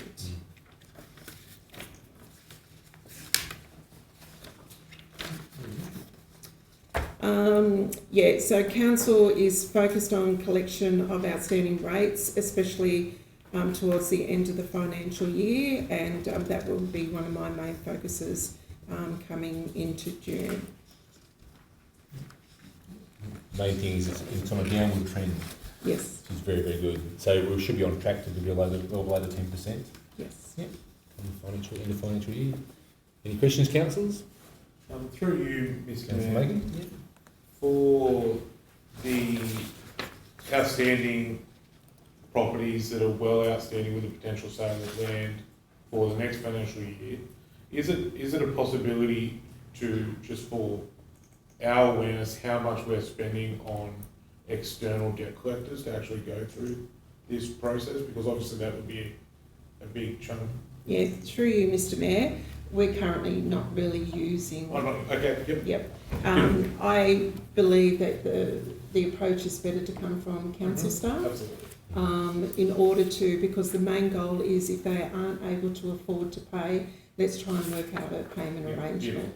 And I think that's a better way to deal with the public, especially in times of need at the moment when money is very tight. I just read that last sentence there. And I was just like, Yeah.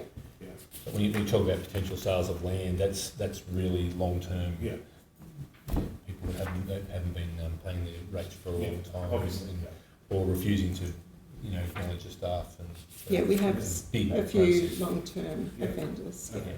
And through you, Mr Mayor, if there was a situation where like a conflict of interest was to arise, then we might go through an external party that way as well, just to manage that process. Yeah.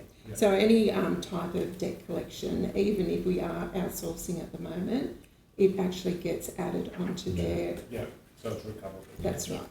It's got no expenditure to council. Something we hope we don't have to use.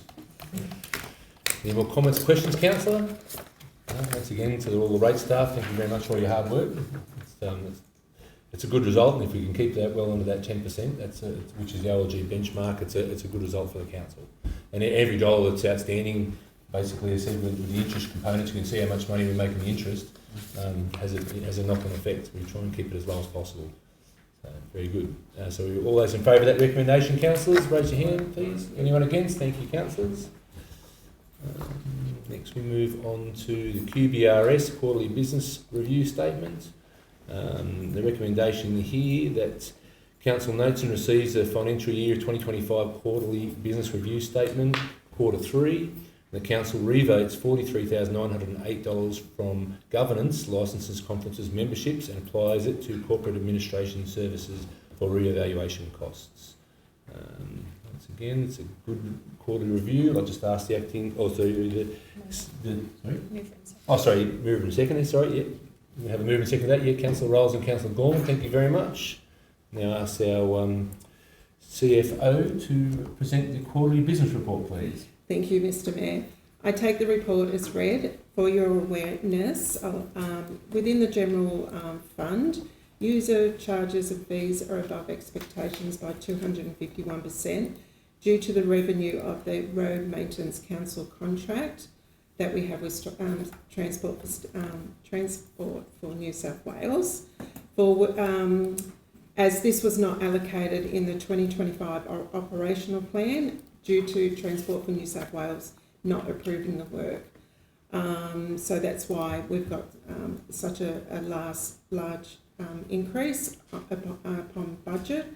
And this will only increase as we actually finalise those flood works damage on the state roads. Other revenues have increased by 468% on forecasted 2025 operational plan due to council crushing their own gravel, limit at 30,000 tonnes per year, and on charging that to the respective grant roadworks instead of purchasing through contractors. The additional revenue will be used for quarry restoration works. I'd also like to bring to your attention that the council has strategically changed the investment processes, seeking maximum returns on our funds by placing more funds into the interest-bearing accounts at higher interest rates. And it was a great opportunity to be able to do that while interest rates were so high. This change resulted in improvements to the quarterly 3, where we have earned $418,000 on our term deposits, which represents 96% of our annual interest and investment revenue budget. Grant funding is 29% of anticipated budget to the huge reduction in approved natural disaster AGN 1034 works. And that's because in the operational plan we actually budgeted for 28 million, because at that time that's what the negotiations were with Transport for New South Wales. Unfortunately now, with all the natural disaster packages approved through Transport for New South Wales, I can confirm that our natural disaster funding has been reduced to 18 million. But just also please be mindful that that's not a dollar for dollar that we can actually spend. It's an upper limit, and that's more worked on the city councils. So we anticipate that we'll only be able to expend about 60%, which potentially will be $10 million. Massive reduction. Sorry? That's a massive huge. reduction. So we've pretty much gone technically a promise of 28 million down to technically 10 million. I can confirm that we have recently just received news that we will receive a second payment for the tripartite natural disaster agreement of 3.5 million, and we should be receiving that in the bank in the next few weeks. And potentially I estimate that 1 million of that will be unrestricted. Will be unrestricted. So only 2.5 of that will be restricted. However, we are doing a lot of road work at the moment for the natural disaster, especially with our packages 2 and packages 4. So I am estimating that we'll be using a fair bit of that second payment used up before the end of the financial year. Note the employee costs. As at quarterly 3, actual employee costs were 5.687 million, which is 82% of budget. When annualised, this is approximately 7% above budget. I think we've just got to be mindful that the reason why it is hard is because we actually have all this grant funding working, happening at the moment, and we need staff to be able to do that. And that's where our casuals come into the equation as well.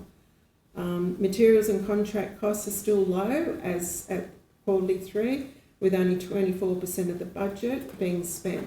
And this is because we were anticipating such a high grant from the natural disaster of 28 million, and potentially we had to use that up by the end of this financial year. But during the last few months, we've been able to negotiate with Transport for New South Wales as part of the tripartite agreement that we have 2 years to actually finish that natural disaster work, which will be the 30th of June 2027. Depreciation has not been included in the quarterly 3 operation costs. However, it is anticipated that we'll have this capacity shortly, because we're actually doing revaluation of our assets, which is roads, pathways, bridges, curbs, gutters, stormwater and culverts. We're in the process of completing that task, and that is actually an audit requirement through the local government. Then we go into the sewer fund budget. Revenue through rate collection and charges are as anticipated through quarter 3. Employee costs are a little bit high at 89%. Annualised, that's 14% above budget. However, we do have an employee that is working on 2 major road works, so potentially majority of his wages will be going to those road grants and not to the actual sewer fund. Materials and contract costs represent 57% of the budget. However, the timing of the orders is obviously subject to requirement. So it's something that you can't really budget on a monthly basis. In the waste management budget, which is our waste management fund, our revenue, just like the sewer fund, is through rates collection charges, is anticipated as for the quarterly 3. Employee costs for quarterly 3 is 79% of budget. When annualised, is 4% above budget, so we're pretty much on target. Material and contracts are at 66% of budget too. I also like to make a comment in regards to the council recently awarded a number of traineeships and apprenticeships positions through the Fresh Start program. This will allow for the workforce to increase, and we employ a number of positions. Employees have commenced from round 1, and our round 2 are cadetships are about to commence. The other thing I would like to bring to your attention is Council is currently organising financial arrangements for the jet patcher. Council's ageing plant continues to be a concern as they are nearing the end of life. However, Council has not had a plant replacement reserve to access. At present, the jet patcher dry high costs are being offset by the WRF funding and also the RMCC, which is the state road funding. So it's not actually been a cost to Council, it's actually been on charge to the actual grant bodies. Other plant issues that we have at the moment are all three graders and 2 rollers. We continually have breakdowns in the last few months. And same with the council tipping trucks are at the end of life. If I can just go back to the jet patcher, I'd like to just bring to your attention that in the business paper, January 2025, council endorsed the purchase of the jet patcher, and it was awarded to Ausroad.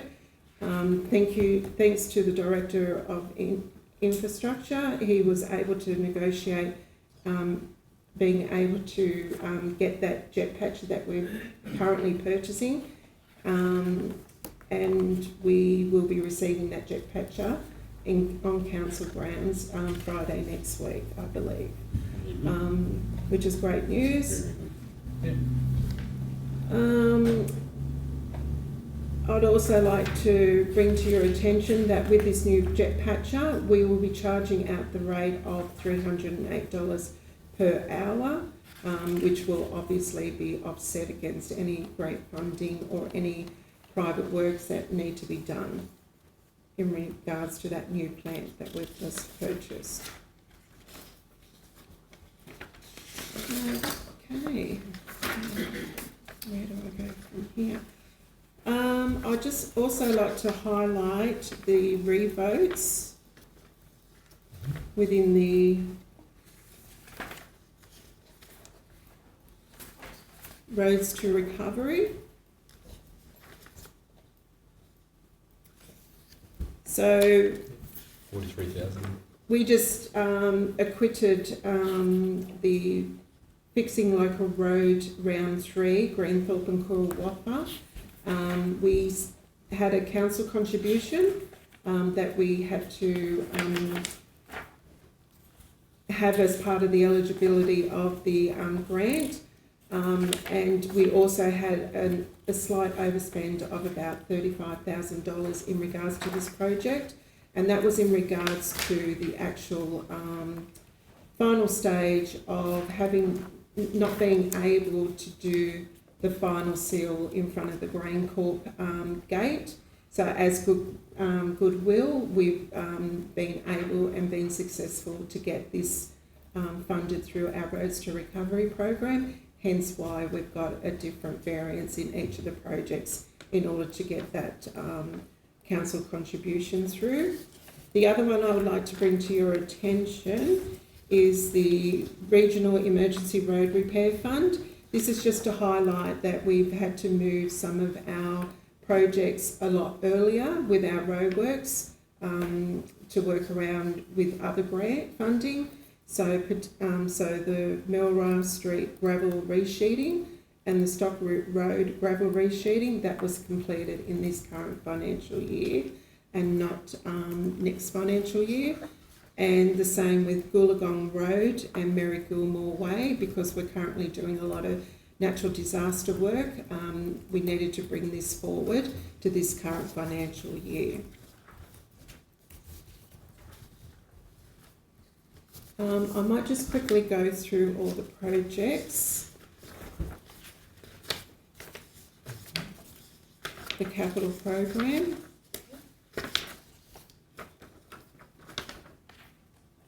So you can see with the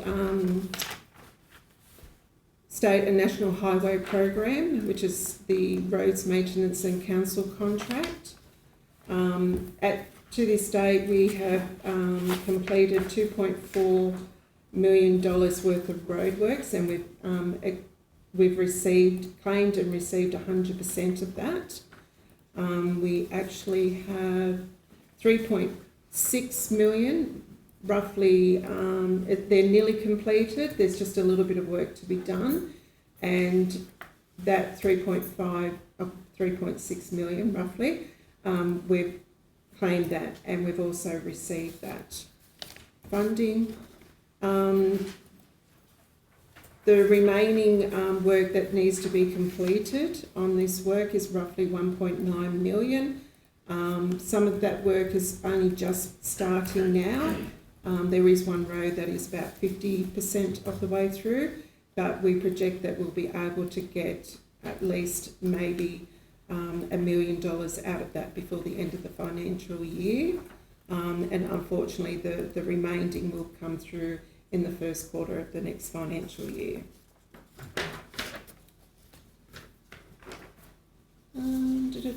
Sorry, I'm out of routine here. Then we have our block grant at the moment, and this is for our 4 regional roads. We're in the process of finalising that work to be completed by the end of the financial year. Don't need to go into that one. Roads to recovery, I've already discussed. And then we've got our regional road program that's in progress. Fixing local road, I've discussed about the Grenthorpe and Kurrawatha project and how that's actually fully acquitted, and we've received all the funding now. We're currently working on the Fixing Local Roads Nowlands Road project. It's scheduled to be completed by the end of the financial year at this stage, and that's currently in progress and in line to finish. I know, I was just thinking that. Sorry? I said, I think you're just doing our Director of Director of Infrastructure. Infrastructure. Oh, okay, rightio. Okay, no worries. Well, I'll finish up there if anyone's got any questions. Councillors, any questions? Through you, Councillor Mr. Mason. Mayor, just out of curiosity, why is the gravel pits limited to 30,000 tonnes? It's a licensing. Through you, Mr. Mayor, it's our licensing agreement with the Department of Primary Industry. We can only go to 30,000 tonnes per pit for that particular type of quarry operation. Not fixed by us, fixed by the DPI. Natural Resources Regulator. Sorry, through you, Mr. Mayor, can I just make that correction as well, that if you do go above 30,000 tonnes, then it's just a different development application approval process, and quite a significant amount of work that would need to go to it. It would trigger a need to go to a regional planning panel for assessment.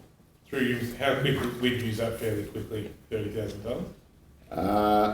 Through you, Mr. Mayor, Councillor, yes, we are almost exhausted at this point. But that amount rolls over the financial year? Yes. We can attack it again next month. Looking forward to it.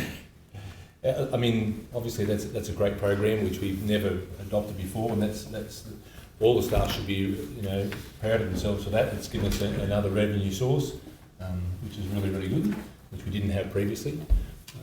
Only thing I want to make clear is that I think about the jet patch, where there's a bit of a community discussion which I've overheard, and I think it's pretty important to realise that, as you said, all those, because we've been hiring a jet patch a while, we were sold our ones because it was past its end useful life, and it was dead. It was Through you, Mr. Mayor. Yeah, it was dead. It was costing us money, and the council made the decision to sell that on, and all the costs that we've incurred since then have been then acquitted to the actual other programs, which you've made clear. So there's been no actual cost to council. So to me, that's a pretty good decision until we could get the new jet patch on site, and it's wonderful to think that it's going to be here within a week. I'm sure you'll put it straight to use when it's all going, and we'll get it stuck into the roads. But I think also to note in that is the most important thing is that's a massive decrease of finances, isn't it? From 28 for an expected cost of that repairs from $28 million to we're now only going to get about 10 million. That's a massive impact of us. You know, we've got 100. What is it? 1,030. Through you, Mr Mayor, 1,353 kilometres of road network to manage. Yep, to manage, and we had expectations of having $28 million worth of work done, in repairs, and now we're going to lucky to get 10 million. I think it's a great time now because I said at the NRMA, I was looking today. The NRMA has just released its road safety, National Road Safety Week, and in their report they said there's an infrastructure backlog of about $2.8 billion in regional councils in New South Wales and their roads.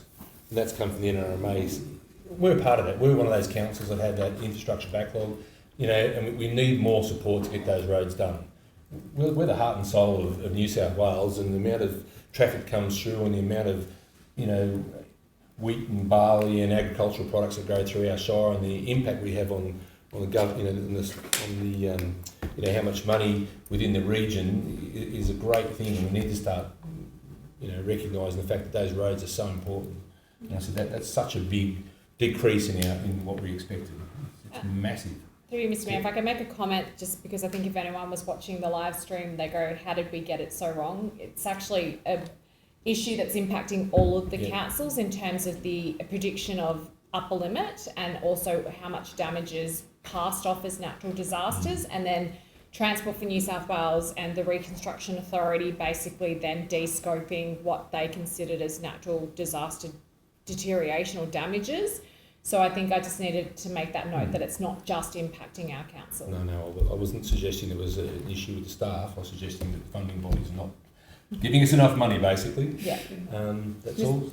Through you, Mr Mayor, I just wanted to add too that with our first natural disaster tripartite agreement, we received 5.6 million, but that was worked on the 28 million that we were negotiating with Transport for New South Wales at that time. And the 3.5 million that we're about to get through the second payment is actually 50% of the 18.2 million that is fully approved through Transport for New South Wales, less what we've received from the 5.6 million. Yeah, thanks for that. So it's not a straight 20 and 30 on those numbers. Exactly. I noticed that in the report. I added all the figures up when I went with 20%. It adds up to about 28 million, but because we received 5.6 million, but it's not actually 20% of that figure, so it ends up being more. Yeah, that's right. Yep, following this thing. Questions from any council? No? I want to make one question. I think there's a bit of a catchphrase in the going around local government of transparency. About transparency, but this is an incredibly transparent document. That is brilliantly put forward. I have to admit, I would say the staff have done a terrific job on this. There's a quarterly review, that the commentary around every single area of funding, where it's going to, where we're at with it, it is really comprehensive, and I think that the staff should be very happy with themselves. And I know the Office of Local Government has looked at this and said it's a great result as well, I believe. That's correct? Yes, the Office of Local Government. And I remember, you talk about transparency, I remember councillors putting a budget review on a table out here and saying to the community, I'll come up and have a look at it. And that was considered transparent 15, 20 years ago. Now this is available for everyone to see. It's on our website and it's brilliantly put forward. You don't have to be an accountant to look through it. You can understand it and really come to grips with where exactly our financial position is. So I thank you very much to all the staff for their hard work. Well done. Yeah, I totally agree. I think it's a great thing. I'll give him a clap. Well done. It's a great thing for Through the council. you, Mr Mayor, I think my staff as well. Yeah. Thank you. So we have a move and a second for that one, councillors. We do, don't we? Sorry, through you, Mr Mayor, we just need to make sure that we add that amendment about the revote, please. All right, okay. So there'll be a third.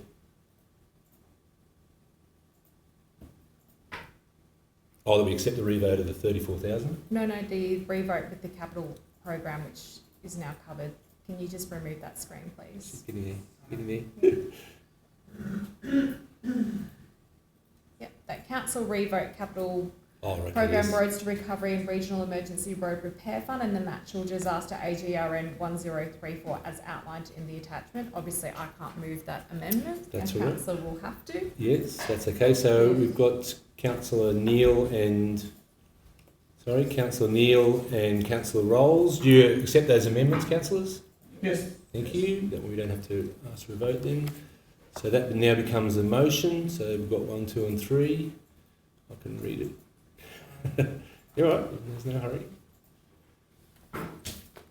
Good. So the motion now becomes that we note and receive the financial year 2025 quarterly business review statement. Council revotes $43,000 from governance to apply to corporate administration services for the revaluation costs of the roads, and the council revotes capital programs Road to Recovery and Regional Emergency Road Repair Fund and the National Disaster AGRN 1034 as outlined in the attachments. So all those in favour of those recommendations, councillors? Those against? Thank you very much, councillors, and once again thank you to the CFO for all the hard work and the staff. We move on to long report. Infrastructure services report. Might not need to Do this say one. anything. Yeah. And it's certainly covered everything.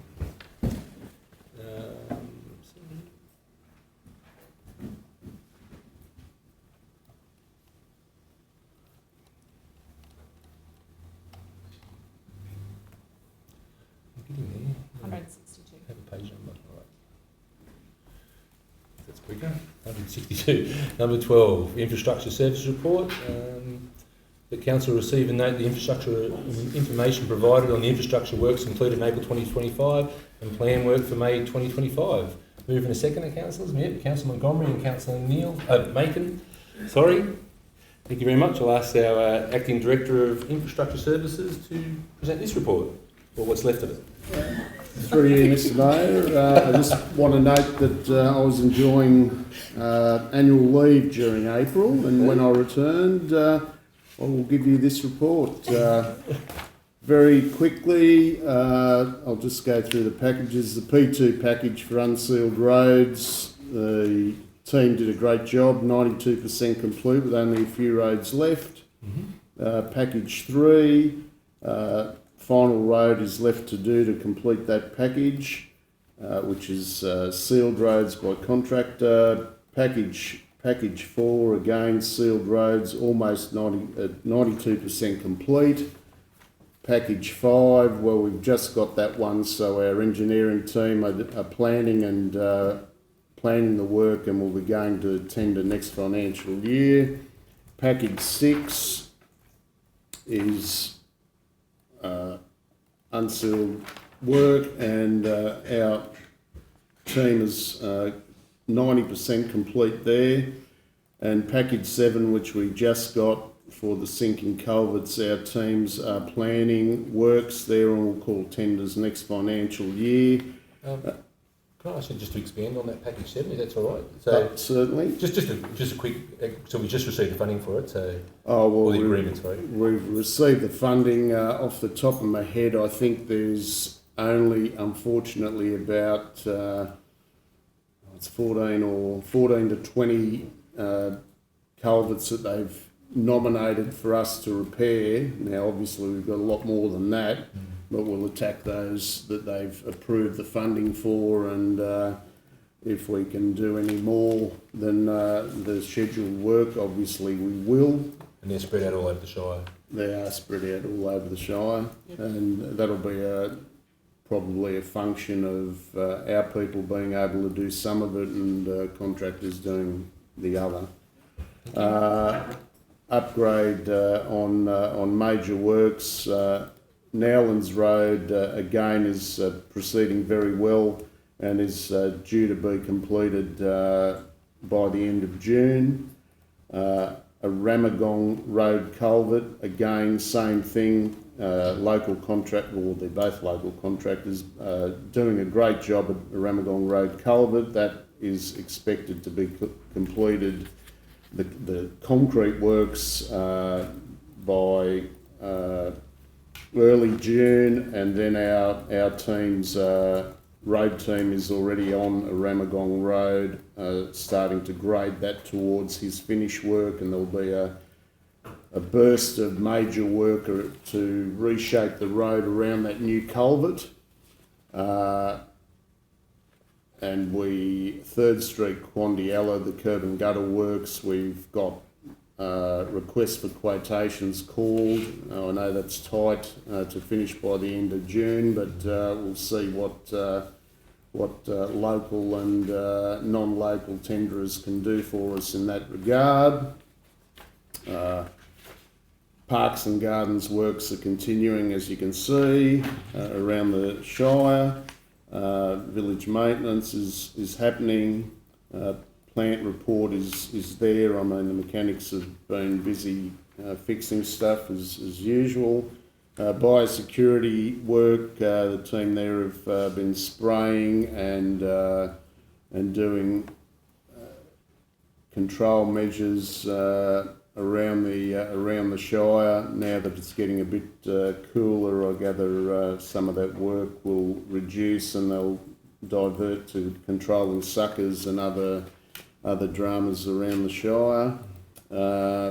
And Main Street update, that's continuing. We spoke about that in the pre-meeting, so we'll keep going. That's basically it. And based on me being away and the work team doing such a great job, it begs the question: should I stay away more?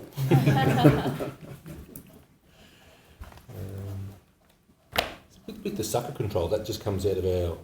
How does that? Well, it's coming currently out of the block grants, is it? Yeah. No financial, no block grants. Yes. Yeah, block grant. Yeah. So that's on those 3 roads. Yeah. 4 roads. Four Four roads. roads, sorry. Four regional Four roads. regional roads. Yeah, so they're running around spraying as best they can there. Any questions to the Director, Councillor? Through you, Councillor Mr. Maker? Mayor, I've had a couple of community members. Obviously, we haven't had rainfall for a long time. A couple of sprinkles the other day, which did nothing. But obviously, kangaroos are on the move a lot, and there is a massive increase in roadkill, mainly kangaroos along the roads.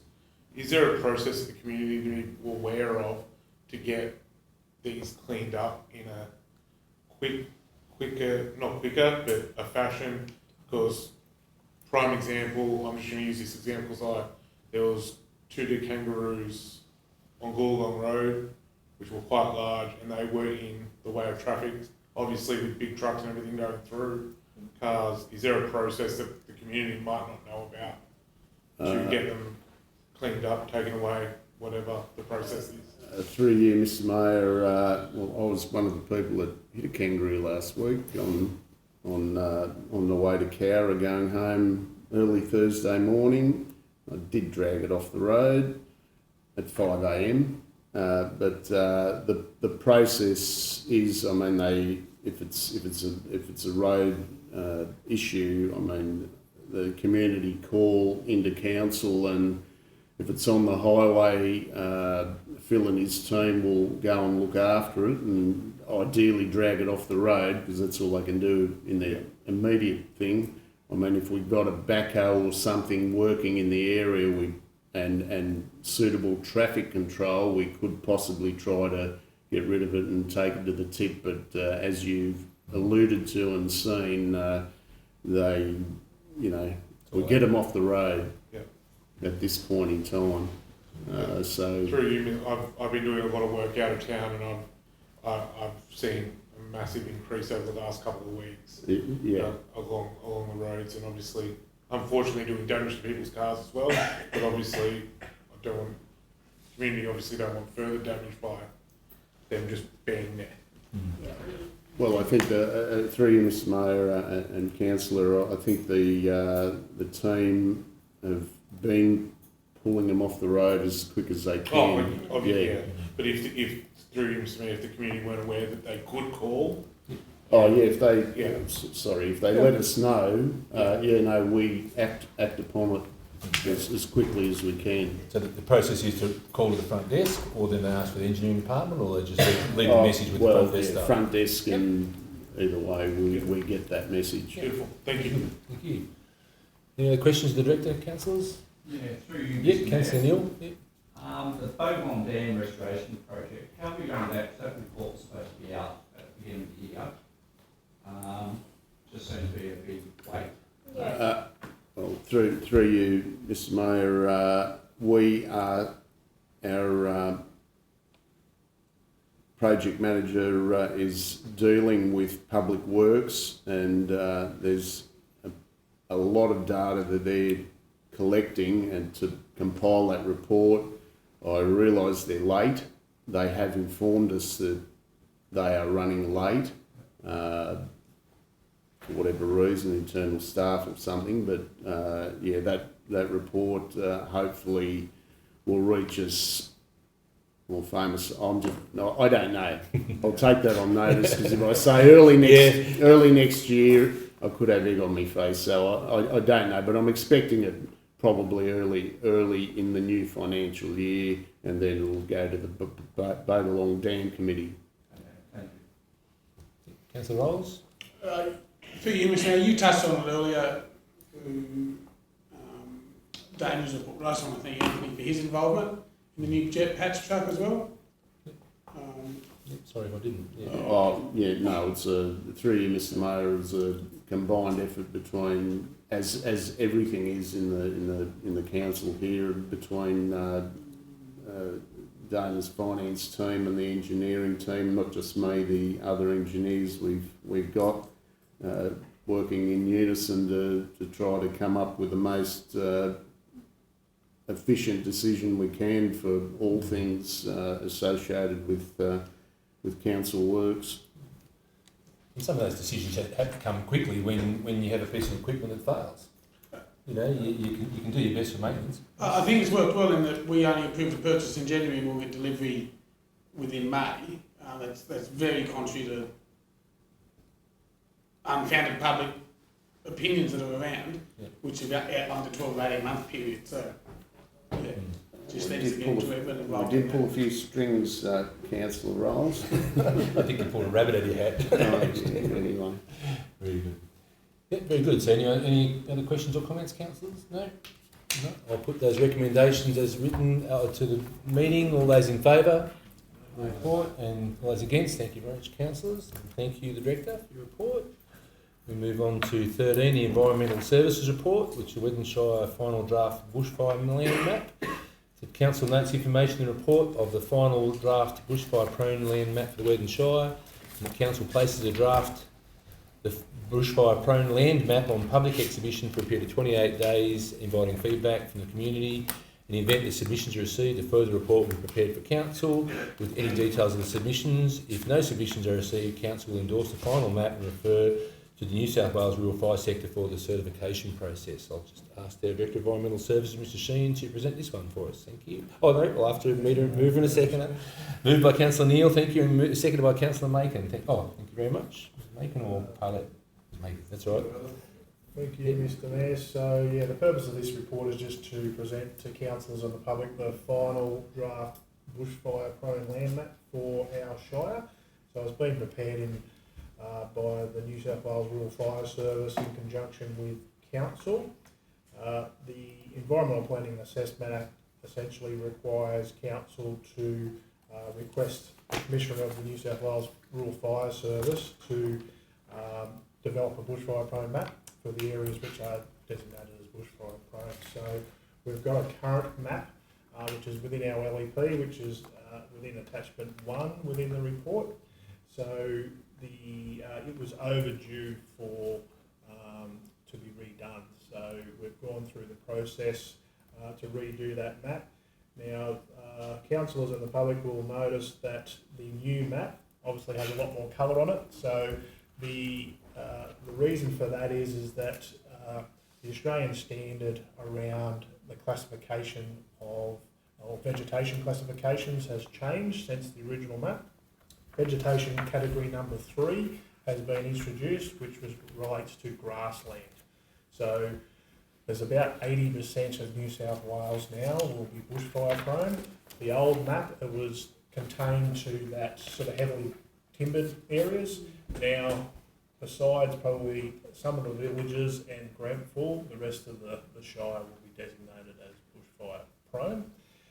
What that means is that just triggers us as part of a development application to take into consideration planning for bushfire protection, which is a document designed to ensure that buildings are constructed to a suitable standard to try and prevent them from burning down during a bushfire, and it also has a range of safety measures in there like water supply and asset protection zones and those types of things. So that's the only, I suppose from a council point of view, that's the only reason that we use it, the mapping. So the new map is within attachment 2. There's also within that report is in table 1 that shows you the categories of the vegetation classes. So noting that vegetation class number 3 is the new one, and that's the one that's going to probably impact on the majority of the Shire now in terms of that grassland. So yeah, there's a recommendation there essentially that council put that bushfire prone or draft bushfire prone lands map on public exhibition, and then if there's no submissions in relation to that, then we refer that to the Rural Fire Service for the certification process. And then once that happens, that will come back to council as the formal map and then be included in the LEP, and we'll work off that map. So obviously council's including the process, but the map would have been produced by the New South Wales Rural Fire Service. Yeah. So through you, Mr. Mayor, there's a mapping process. So they develop versions of that map, send it through to us or council. We review it, make any sort of recommendations, and there's a backwards and forwards a couple of times, and ultimately we reach the final draft map, which is what we've got here. Mm-hmm. It's hard to sort of say there's much changes. We don't have any rainforest. we're either 1 or 3. That's about it. So there's not much there. Any questions, councillors, of the director? Through you, Mr. Mayor, for Maybe. the community's awareness, will this impact insurance costs or anything like that, since this new category has been added, which obviously encompasses all of Weddin Shire, except for townships mainly? Through you, Mr. Mayor, look, from our point of view, it's for us to assess under planning for bushfire protection.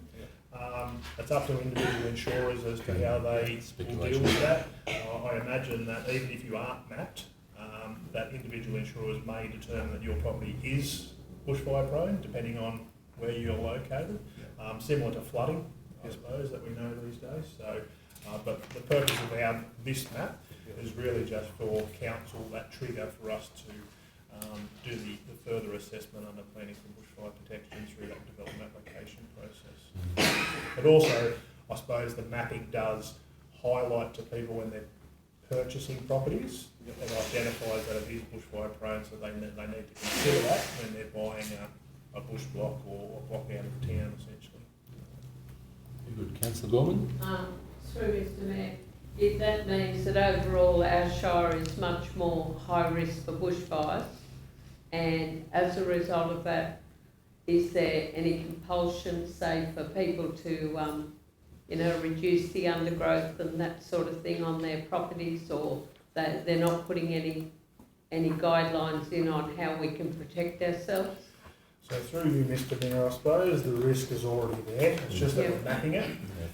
There are a range of other things that the RFS allow people to do around a certain amount of clearing around existing houses and those types of things. So that will still be in place. When we're looking at a new development, planning for bushfire protection requires things like asset protection zones, and that's all dependent on the topography, the type of vegetation, and also distances, water supply, those types of things. So as part of any new development application, those things were put in place and they're required to be maintained for the life of the building. So asset protection zones, so that you don't have a fire burning right up close to the house is the idea. So usually ember attack is the biggest issue, so sealing up buildings to prevent them from embers getting into confined spaces and burning houses down. So that's all the construction side of things that will sort of more trigger in those grassland So areas. that means it could make DAs more complicated. Look, there's probably not too much. There's a standard there's a standard application process when you're building in a bushfire prone area. So the RFS have that on their website just for a standard single house, for instance, say. So it just means that they need to nominate to say, and we determine the bushfire attack level essentially. So that's how close a fire could potentially get to the house, and then how they're going to protect themselves. So there's a few construction requirements from that. So it's based on an individual basis, just as I said, depending on topography and the type of vegetation and a few things. Any other questions, councillors? No?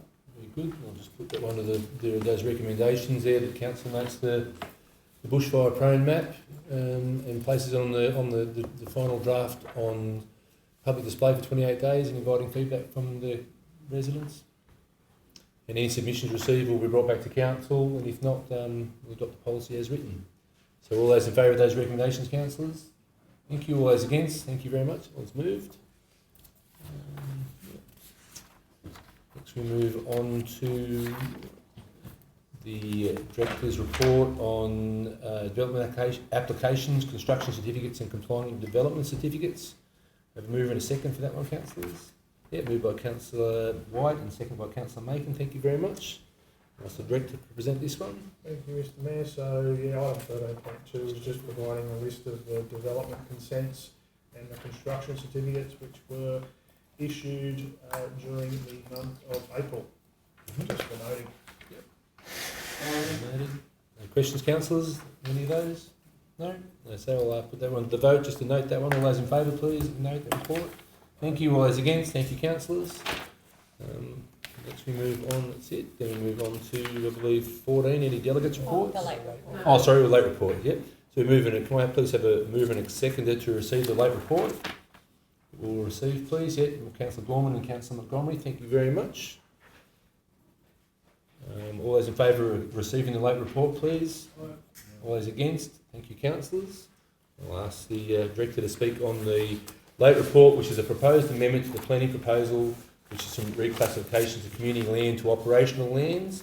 The recommendation is that council note the report.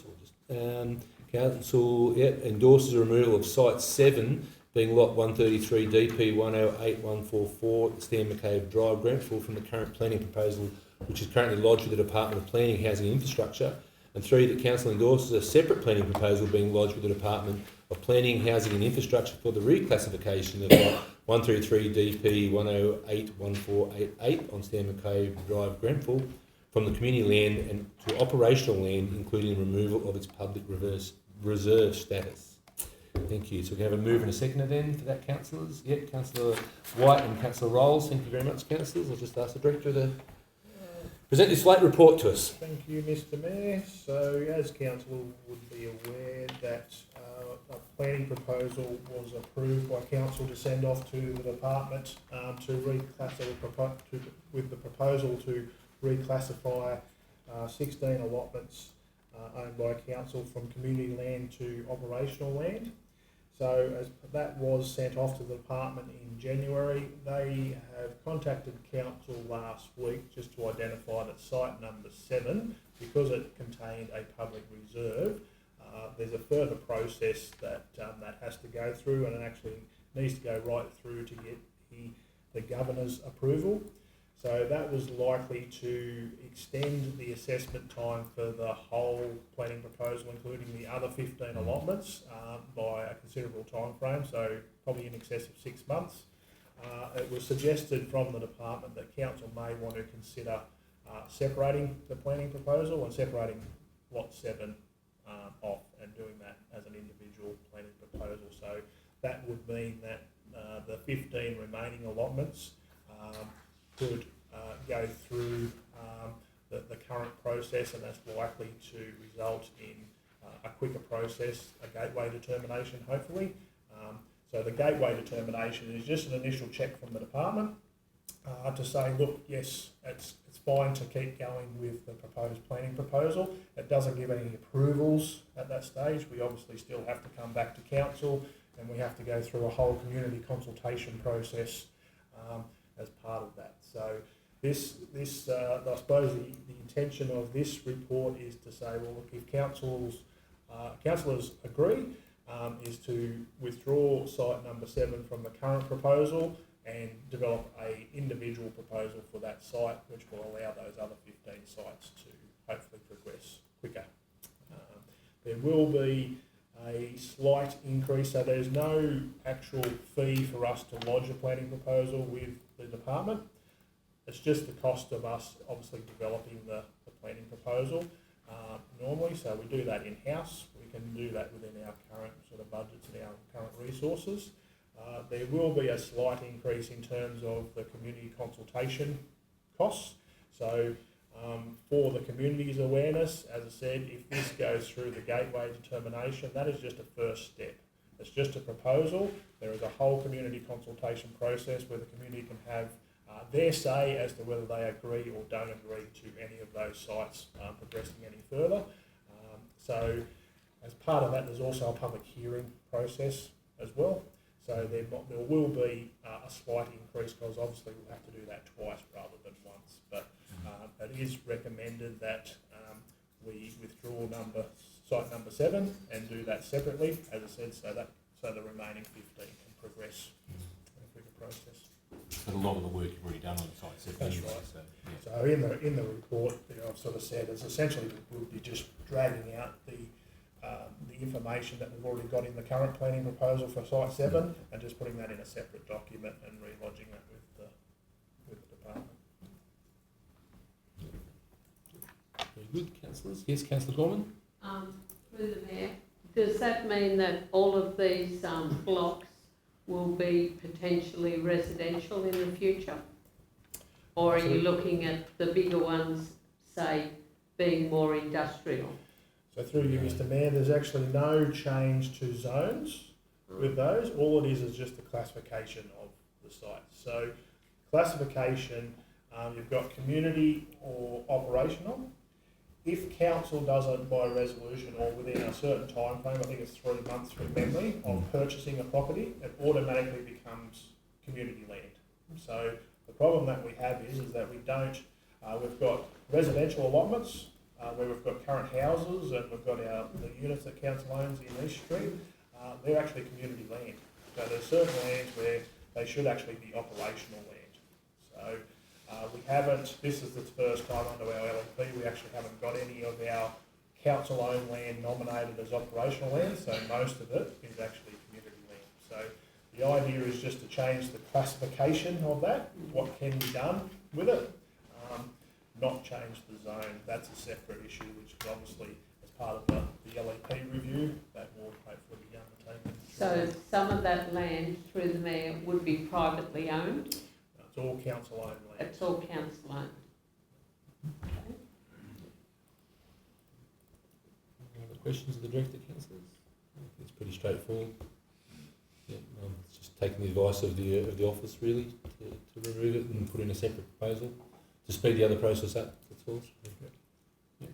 Very good, councillors. All those in favour of the recommendation, we know the report and remove it. Thank you very much, councillors. All those against? So moved. Thank you very much. And thank you, Director, for his report. Next we move on to, we're right to go to 14, delegates reports. No delegates reports. We move on then to 15, the minutes of the committee meetings. We have a mover and a seconder to accept the minutes and note the minutes of the Australia Executive Committee meeting on the 29th of April. Yeah, moved by Councillor Rolls, thank you, and seconded by Councillor Parlett. Thank you very much. No questions or comments regarding this, councillors? I think we'll put this one to the vote. All those in favour of noting that report, please. Thank you. Anyone against? Thank you, councillors. So moved. Minutes. And then we move on to... Next, we move on to 15.2, which is the draft minutes of the Audit Risk and Improvement Committee on the 5th of March 2025. So there's a recommendation there that we note those Yep, we note those minutes, please. And move in a seconder. Yep, Councillor Gorman and second by Councillor Montgomery. Thank you very much. I don't think there's any no questions or comments regarding that one, councillors. No. Once again, we'll put that one to the vote. All those in favour accepting those, please. Thank you. All those against? Thank you, councillors.